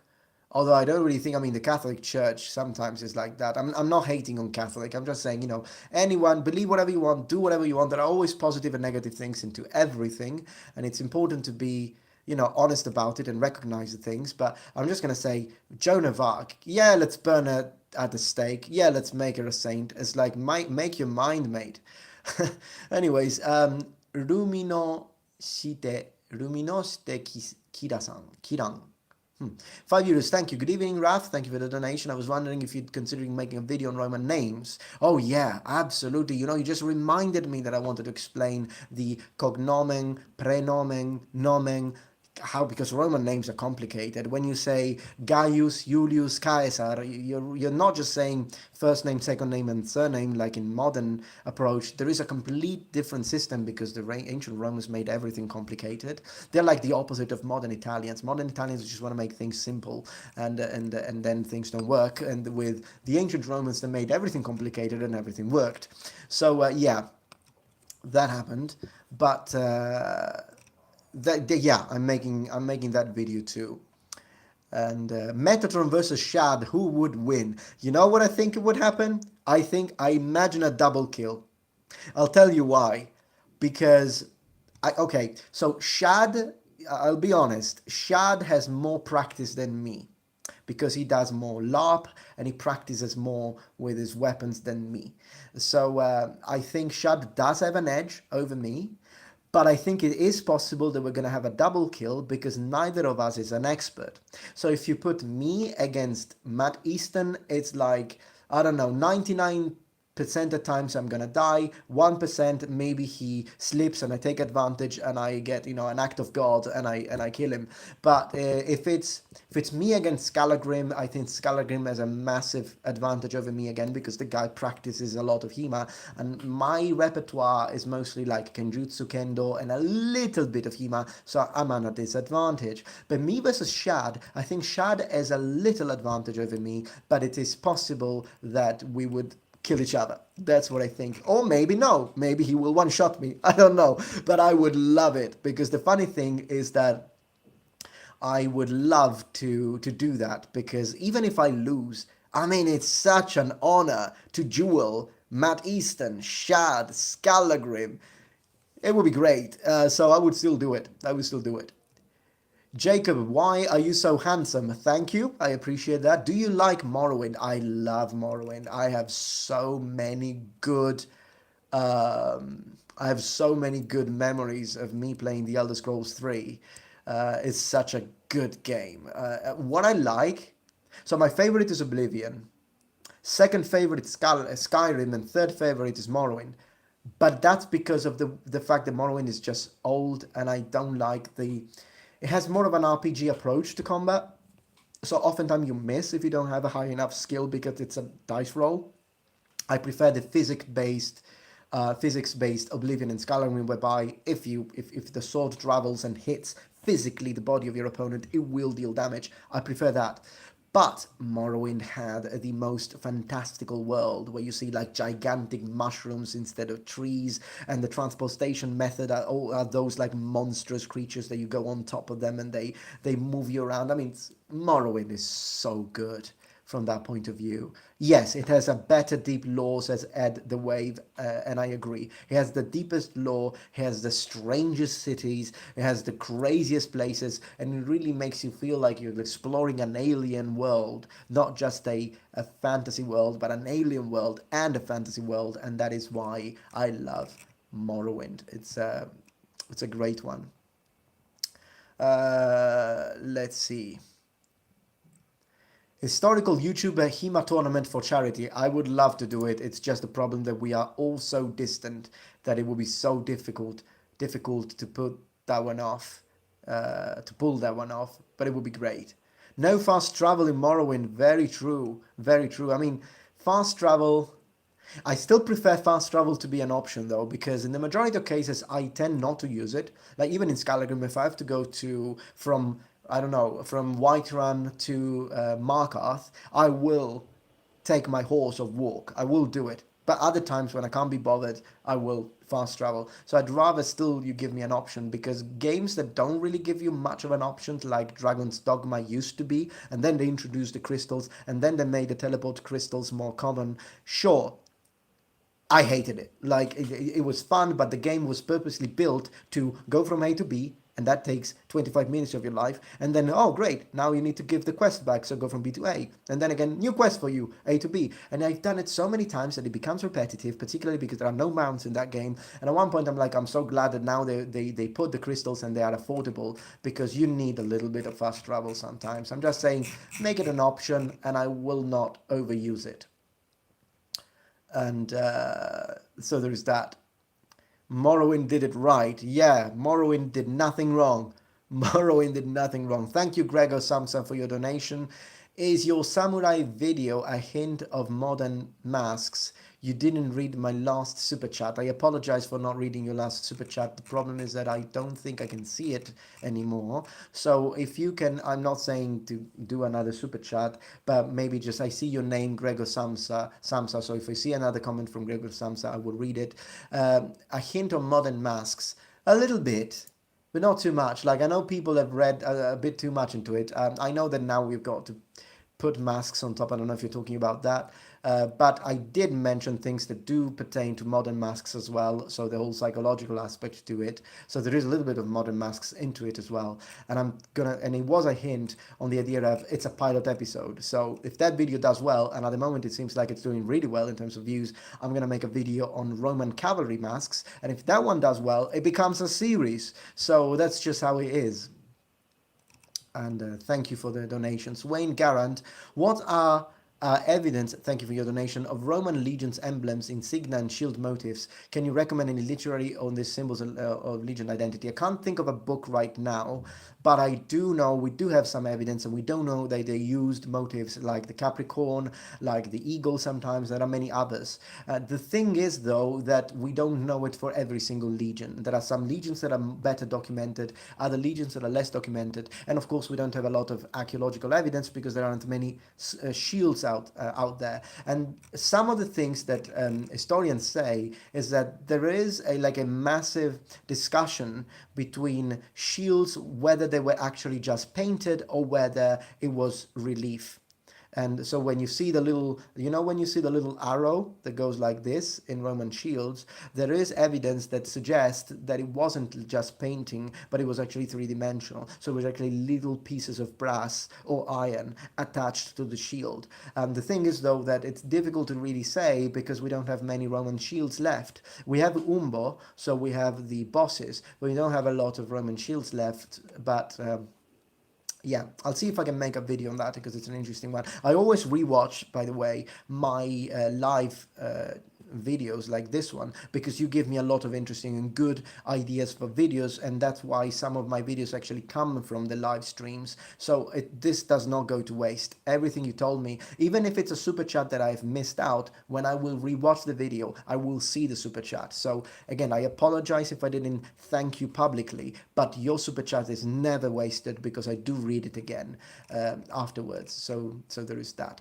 And again, thank you everyone for your support. And hey, great work. Where did you get your Mainz Gladius? That one, I just got it from a site in France called Armae. And but the Gladius was produced, it's mass produced in India. It's a good Gladius though. It's not one of those Gladius that breaks, so at least is a good one, not one of the cheapest ones. But eventually I will have, there is a guy who makes Gladi here in Italy, and he does an incredible job, and I will soon mention him. I might actually make a dedicated video to him, and he makes great Gladi. They're just expensive, but perhaps one day I'll get one of his Gladi, and he makes some incredible Pugi as well. So you'll see, and he works with iron, bronze, silver, and gold, and so there's that. Let's see. So there is that. Let me read a bit more. Ooh, someone asked a very controversial question. He says, so are you saying, Christoph Bria, so are you saying the Skalagram would beat Shad? I don't know. I have no idea, because I can't really judge Shad's ability. The only thing is that both Skallagrim and Matt Easton, I know they had formal training for many years. So that's why my money in terms of combat ability goes to, first of all, Matt Easton as the top tier, and then I would put Skallagrim as second tier. But I don't know. You know, maybe Shad will surprise us all with some incredible ability. I mean, it could be. It's just that, for example, Jason Kingsley, if you put anyone against Jason Kingsley on a horse, the guy did full contact jousting. We stand no chance. That's what I'm telling you. So there is that. But things can change, you know. If I start doing HEMA for another decade, I'm sure we'll get better. If, you know, so we'll see. We'll see what happens. But, yeah. That's what I'm saying. Let's see. Your opinion about the book of Enoch and the waters. So you're talking about the biblical book of Enoch, I suppose. I love that book, actually. I read, when I said that I studied the Bible in Hebrew and in the original language, I didn't mean only the official Bible, that it can be yeah, I read the King James Version when I studied it. And mostly it was a linguistic study, I'd like to underline, rather than a doctrinal study. I was more interested in the anthropological, historical, and linguistic aspects of biblical translation, which is why I took biblical Hebrew at university as well. And so you'd be like, but you just said that Japanese was major and Chinese was minor. I know, I did it as an extra. I didn't even get the credits for it. I just did it because I wanted to. I had already finished, when I was a third year student at university, I finished all of my exams before the deadline that you have to finish the year, and so I was completely free. I had already written my entire thesis for my university degree, and so I'm like, you know what, I've got some free time, let's go study biblical Hebrew and Egyptian. I took those two classes at university, and yeah, and I also studied other books in other languages as well, the Dead Sea Scrolls and all that, and I find them very interesting, the apocryphal books as well, very, very interesting.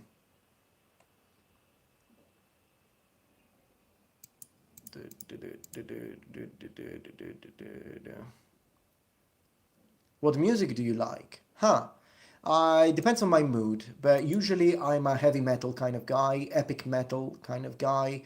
I like hard rock as well, Japanese rock and Korean rock as well.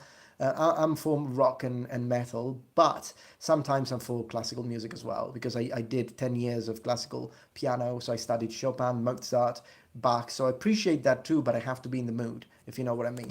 Sometimes I'm in the mood for heavy metal, I'm in the mood for heavy metal, so, oh yeah, metal, absolutely. I mean, I used to listen to Stratovarius and Metallica when they in the good times of Metallica, so like Ride the Lightning type of stuff when I was, you know, a high school student.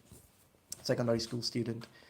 Will you combine your Kenjutsu training with Hima? I will. And I know that, and I have already done in the past, because I've done this a lot. I sparred with my friends many, many times, and I tried to use the Kenjutsu I learned, and the Hima I learned, and I even have a video where it's called Hima versus Kenjutsu, and it's me trying to use my Kenjutsu skills against, not that my Kenjutsu skills are very good, but I just tried against a friend of mine who's a Hima instructor, and he does German longsword. And actually some people from the Katori Shintoryu school, because you see, if people were to ask me, what do you think about the Katori Shintoryu community? I think that it's full of very good people, very great people, and also some complete absolute morons. The third category specifically asked me to take the video down. And I said, well, but on the video, I did say that I don't represent the Katori Shintoryu school. I'm not using Katori Shintoryu. I'm trying to use my own interpretation. And yes, of course, you will see one stance that I learned in Katori Shintoryu. But since a lot of stances are common among Kenjutsu styles, I made it 100% clear that I was not representing Kenjutsu. I was not representing a school. I was just representing myself as a low-end practitioner. So, of course, it's not going to be a disgrace for the school, because I said it at the beginning. I specifically said it. But some people said, no, you're a disgrace for the school, and you need, if someone told me if it were up to me, I would kick you out of the school. Luckily, my sensei didn't agree with him, and he didn't kick me out of school. But yeah, people asked me to take the video down. I didn't. The video is still there, and it will always be there. On the other hand, though, I am going to make a tutorial on all the different stances in Kenjutsu, but I am not going to teach it, because I recognize that I'm not a professional. I'm going to have my Katori Shintoryu instructor teach the video. And so that's going to happen. And whenever I speak about Kenjutsu, if I mention Katori Shintoryu, I always ask permission. So I'm not saying, oh, I don't care. No, I believe in showing respect. But I also think that if you want respect, you need to show it. And if people tell me that I'm a disgrace and I need to be kicked out, they're not going to get my respect. That's never going to happen. So there is that. I got €2. Thank you. Have you heard of the Who, Mongol folk metal band? No, but that sounds very cool. I'm totally checking it out. Are you my dad? I doubt it. I doubt I'm your father. Let's see. Hang on. Are you growing your hair out again? Yes, I am. Although I don't want to go all the way down to my navel like I used to have my hair. I think this length, or a little longer. I think I'm going to reach here, and then I'm going to keep it there. That's what I'm probably going to do. The Who is extremely cool. Well, that's great. That's great to know. Fantastic.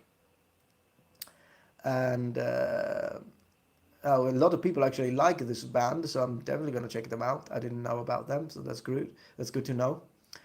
Let's see. Where did you get your Italian plate armor made? I would like to get my own plate armor made, except Gothic style. Okay, so I got it made in Crimea, and it was made by armorers called Craftsmen of Taurica. Craftsmen of Taurica. And you find them on Facebook.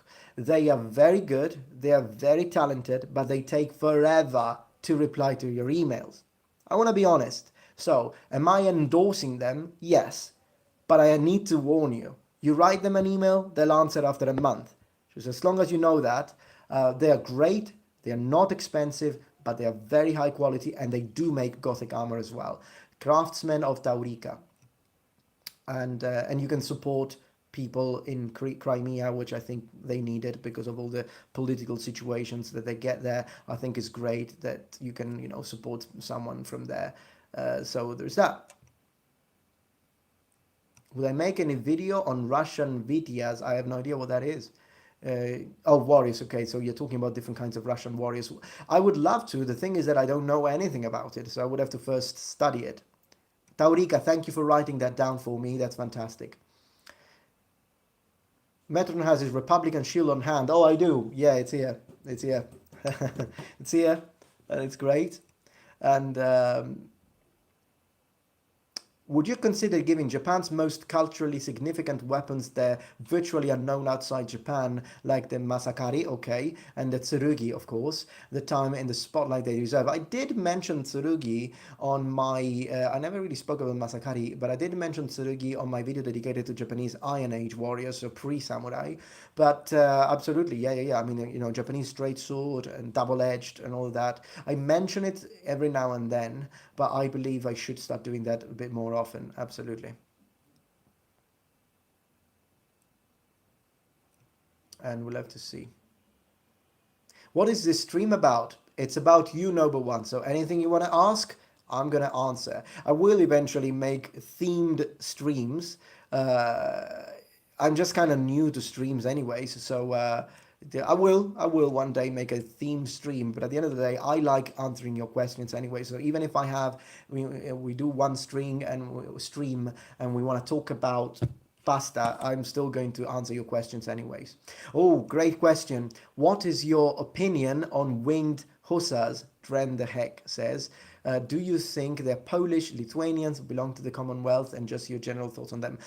You actually don't know this, but on in the first 2 weeks of May, I will publish a video. I've already done all of the research. Well, actually, most of the research was done for me, but it's a collaboration. I have a video on the hussars, and I'm going to answer that question specifically. So stay tuned. I'm going to leave it for that video. I still have to film it and then edit it, but the research is already done. We have the full script. It's going to be a great video. I'm going to talk about both the hussars in the 14th century, 15th century, 16th century, 17th century. So it's going to be great. We're going to talk about the evolution of hussars, and it's going to be great. Would you upgrade your Japanese armor?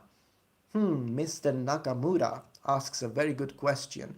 Rather than an upgrade, well, yes, I want to buy gloves, protection for the hand, and I already have the upgrade for underneath the armor, but I would like to buy a new set. Actually, I'd like to have a different set of armor, possibly red, and eventually I will. It's just that maybe not right now, because now I'm focusing on my European set and then the Genoese correspondent impression. And once that's done, definitely, yeah.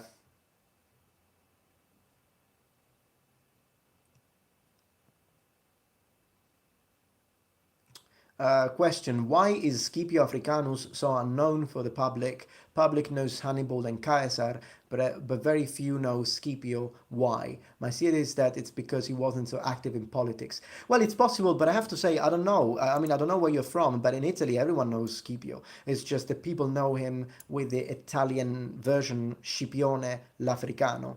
But I think everyone knows Scipio, to be honest. So, yeah, maybe not as much as Hannibal, but I would say anyone who's a little bit into history will know about Scipio Africanus. And maybe because he was a general, and I know Caesar was a general as well, but he was also a dictator, and Hannibal is a villain from a Roman point of view, of course.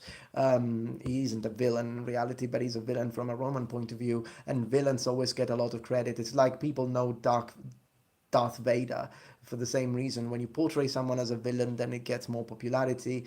But I do think that Scipio Africanus, I mean, as I say, everyone in Italy knows Scipione l'Africano, I would imagine. King Kuroneko, so Mr. Black Cat says, Nani? Nani? So that happens. Let's see.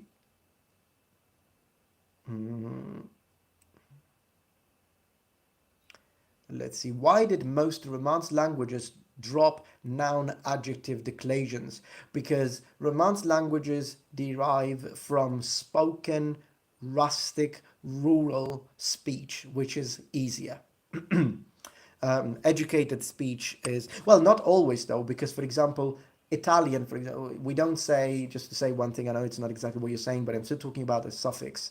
You know that in Latin is museum, with an at the end, and then in Italian it becomes museo, and we drop the m, and we drop a lot of the declension, just like you say, because it makes it easier to say. And but then sometimes some words, it's not always the case, because sometimes words such as, so okay, gold, aurum, in Italian is oro. So you see, we dropped the diphthong and we made it easier. It's oro. But we do have the adjective aureo, which maintains the full diphthong au, which belongs to classical Latin, not spoken vernacular. And it happened because we specifically got it to enrich Italian from written Latin. So there are cases, but in general, I want to say it's a simplification. That's what it is. You just scared me. Someone said with Nani. Yeah, it's my favorite teacher. That's great. Thank you. I don't know if you meant me, but I suppose. Um, I've decided to learn Latin. That's fantastic. Now, while you're at it, while you're learning Latin, um, whatever pronunciation you choose, if you're learning Latin because of Romans and so you're learning classical pronunciation, please don't become one of those people that whenever someone uses ecclesiastical pronunciation, you tell them that they're wrong, because it's not wrong. It's anachronistic to use ecclesiastical Latin pronunciation when you're reading the Roman classics. I agree with that, because that's not how they spoke. But if you're reading medieval Latin, it's fine. If you're using Latin as a modern language, it's fine. So sometimes I use it. Like, for example, my next video is about the Jus Prime Noctis. I'm not going to say anything about it because I don't want to spoil it. But notice that I don't say primae, I say prime, because I'm speaking about something medieval, and so I'm using a medieval pronunciation, which is closer to ecclesiastical pronunciation. But when I'm speaking about the ancient Romans, I'm using classical. So, absolutely. Like I remember this girl, she was complaining about Italians using ecclesiastical pronunciation, and she was like, "It's not Italian, it's not Italian," and I'm like, "Yeah, I know, but if I'm reading a Catholic prayer in Latin, Pater Noster, it's absolutely fine to use ecclesiastical pronunciation. It's just a different time frame. It's not wrong or right. I love classical. It's my favorite. Of the times of the Principate, my favorite classical pronunciation. Is medieval Latin ecclesiastical? No, but it's the closest. So in terms of pronunciation, some of the main changes that we have in ecclesiastical Latin had already occurred in medieval Latin. So is it the same? No, but it's quite similar, and it's definitely more distant. I want to say medieval Latin is closer to ecclesiastical Latin than it is to classical. So there is that. Quando un secondo video sui Celti? So when am I going to make a second video on the Celts? Hopefully soon.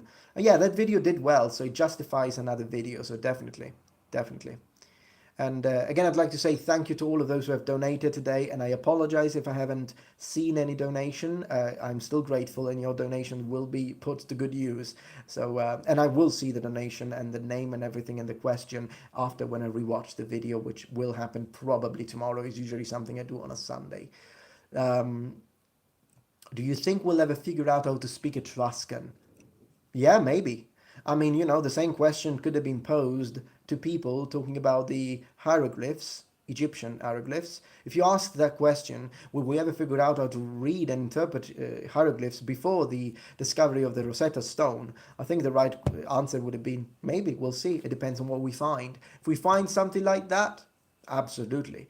And it might even be easier because with ancient hieroglyphs, we figured out the meaning, but no one knows how they are pronounced. And I'll tell you this thing that it's interesting. We've got the last 15 minutes, and I want to tell you this thing that's interesting. When you watch movies like Stargate, such a great movie, but you see that at one point, the protagonist, who is an Egyptologist, he finds all of these ancient hieroglyphs, and he starts reading them. And you see that he goes like, whatever. I'd like to underline that no one knows what the vowels were, because Egyptian hieroglyphs, just like biblical Hebrew, were just consonants. So it's like if you're writing the word house, it's like you're just writing HS. And then someone who sees HS, it's like people actually do it when you just write a 4, the number, to mean number 4. That's how these languages were written. It's like just the consonants and people will understand, which was probably one of the ways to keep it secret as well. But in hieroglyphs, it's just consonants. So when people pronounce a vowel, Egyptologists pronounce a vowel, it's called una vocale di convenzione. So it's a convention vowel. It's an added, completely made up vowel that no one knows how they pronounced it in the period. So if you find someone, if we were teleported, an Egyptologist were teleported to ancient Egypt, and a Latinist was teleported to ancient Rome, the Latinist would have no problem communicating with the ancient Romans. Yes, a Latinist would learn something, like he would probably listen. If it were me and you sent me to ancient Rome and I was speaking to Julius Caesar or Scipio Africanus, and maybe they said something, I'm like, wow, so the S is a retroflex. It's not a frontal S. It's not the, that's so interesting. And look, it's a polyvibrant R, not a single tap R. So yeah, I would do all of that. And probably I would learn stuff like that we don't know, but we could still communicate. But with ancient Egypt, the moment you put us there, we would have a problem communicating because we have no idea what the vowels were as of now. But maybe we will, you know, and that could be very, very interesting. Is Mario a national hero for Italians? Yes, we are very proud of Mario, although it's important to say that Mario is of Italian origin, but according to Nintendo, Mario is an Italian, but he was born in New York. No, actually, he was born in the whatever island it is, so he's not even from this world, and then he was brought up in New York as an Italian New Yorker. So he's an Italian American, which is kind of interesting. And by the way, did you know that Mario has an accent when he speaks Italian? I can tell you that because I'm Italian, of course.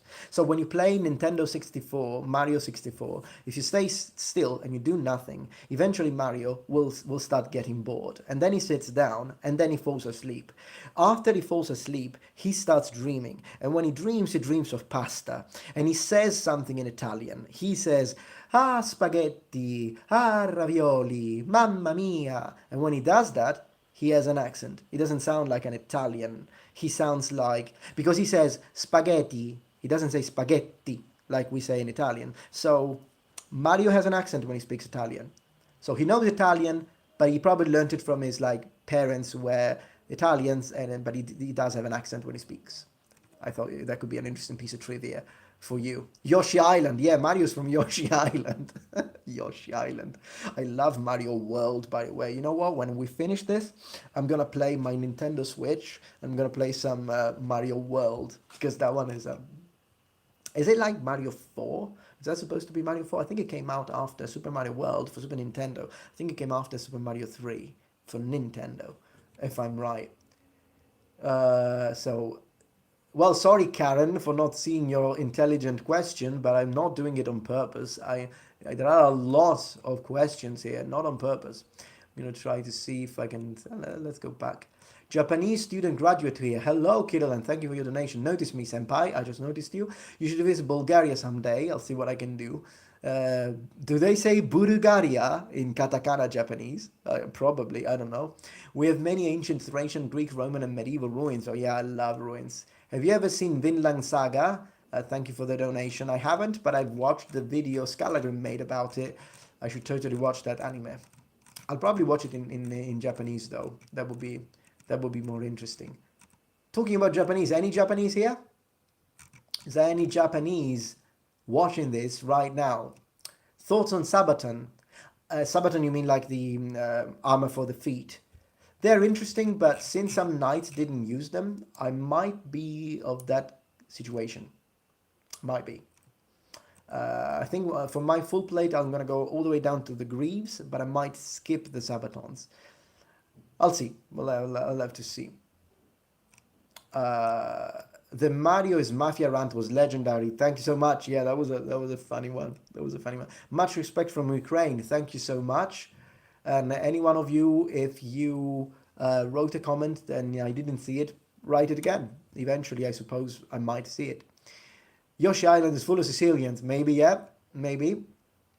Yes, it's Bulgaria in Japanese. Yeah, I thought so. そうだと思いました。面白いね、カタカナは。ちょっとおかしいですけど。Bulgaria, that's interesting. Yoshi Island. Are there any Marius in Italy? Marius is the Latin version. No, everyone is Mario now. Like my uncle, his name is Mario. I've got two friends who are named Luigi, by the way. Much respect from Palermo. We've got a fellow Palermitan here, Palermitano, Franco Scozzari. Ciao, Gushi. That's how we call each other in Palermo. We call each other cousins. I don't know why, but yeah. My uncle name is Mario too. That's fantastic, Marcelo Gonzalez. Gonzalez. Why do some languages use genders? It's an interesting one, and did I ever make a video about genders? Maybe I did, maybe I didn't, I don't remember. It's just how it is, and for me, because my language, of course, has genders, for me, it's absolutely a no-brainer that a table is masculine and a chair is feminine. And if I had to give life, it's not just a grammar thing. It goes into your psyche, because if I had to give life to a chair, I would have no doubt whatsoever that it would speak like a girl and it would dress like a girl. It's just how it is. So yeah, hello from Greece. Kalispera. Σας ευχαριστώ πολύ. Hello, hello. Hello, hello. Konnichiwa minasan. Gonna use a little bit of just for fun. We have got the last 7 minutes. 6 minutes and 10 seconds, so we did 2 full hours, and it was a lot of fun, let me tell you this. Hola, Señor Metatron. Have you ever practiced a Koryu martial art? Yes, I practiced Katori Shintoryu, and I still sometimes do. So yes, I did. Not that I'm a good practitioner, though. So still have thoughts sometimes with the elbow and where the heck is supposed to go, and all of that with my positions. But you know how it is. Koryu, you can practice it for 20 years and still have a lot to learn. It's just how it is. Why do Italians in New York have an accent? So you mean actual Americans who come from it? Who knows? Although I have got to say I really like the New York old style accent, you know, that some people have when they say sausage. You know, that kind of accent, I love it. Although I love the Boston accent as well. It's funny. Sì, una sedia con la minigonna. Exactly. He just said, yeah, chair with a mini skirt. Absolutely. Sorry, there was a lost connection for a moment, but not a problem. I'm always gonna come back to say goodbye, by the way. If the connection is lost, you can wait a few minutes because I'll come back. Although again, 4 minutes left. It's crazy, you know, 2 hours went so quickly. Oh, Sabaton is also a metal band. Yeah, no, I do know that Sabaton is a metal band. So that's why I didn't know if you meant the actual. I haven't heard. I think I've only heard them once, and that was a while ago. So I don't really remember. Are you part of any reenactment groups? Yes, I'm part of Legio 14th Gemina, Roman reenactment, and then yeah, pretty much that one. Metatron, how to find a job abroad? Well, depending on where you go, make sure you know the language, and then because that's the very first thing, and make sure you love the culture. If you got these 2 things down, you should be okay. You should be okay. Do you play Crusader Kings? I used to play it. I also used to play the browser one, which was so fun, by the way, although it was a bit too pay to win for my taste. But yeah. So there's that. And again, for those of you who have been posting messages and unfortunately didn't see them, not on purpose, like I apologize, but you know how it is. It's difficult to read all the comments. You just randomly select them. It's like a mini lottery, really. So there is that.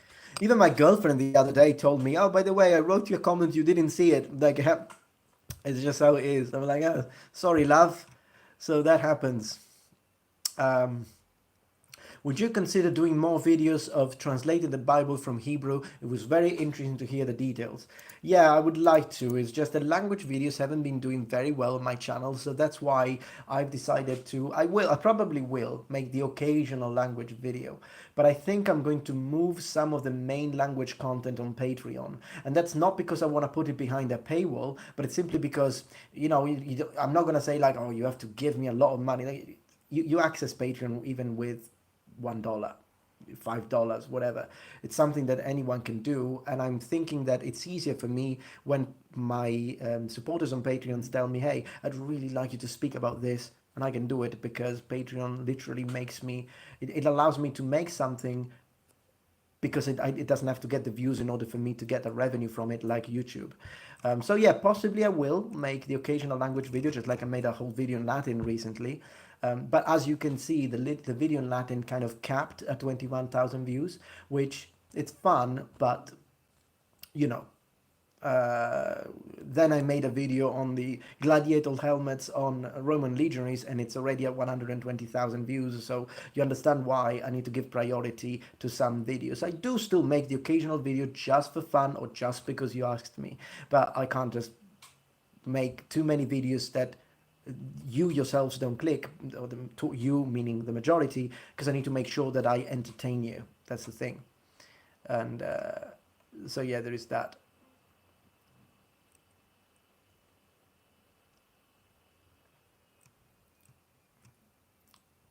That's a pity. Languages were my favorite. Language videos were my favorite. Don't worry, no, I will. I will make the occasional language video, but I'm just not gonna make them too often. But I do. In fact, I wanted to make a video about the linguistic difference between Sicilian and Italian. I've already done, but I wanted to speak about the people, how different Sicilians are from mainland Italians. So that's a video I'm gonna make. Not exactly about language, but it's not really one of the videos that I usually talk about on my channel. But that's gonna happen. Federico Proverbio, ciao Metatron, vivi in Italia o all'estero? Hello Metatron, do you live in Italy or abroad? Right now I live in Sicily, but the moment they open up the borders, I will go to both America and Japan. And I can't wait, because when I go to Japan, I'm going to make some content from Japan directly, just like I did in the past, and it's going to be great. I would think Bible translation Bible videos would receive bonus views despite being in language video. Yeah, I agree. I should totally do that. No, I will. I will make one or two, but then we'll see. We'll see what happens.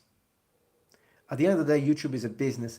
Well, yeah, I mean, particularly now, because when I could do both, teaching at school and do YouTube, it was a bit different. But with COVID, no teaching. Well, I do have a couple of lessons yeah, now and then on Skype, but you know what I mean. And which means I need to make sure that YouTube works. You know what I mean. It's just one of those things to be practical. Anyways, play Valheim if you haven't tried it. Fantastic game.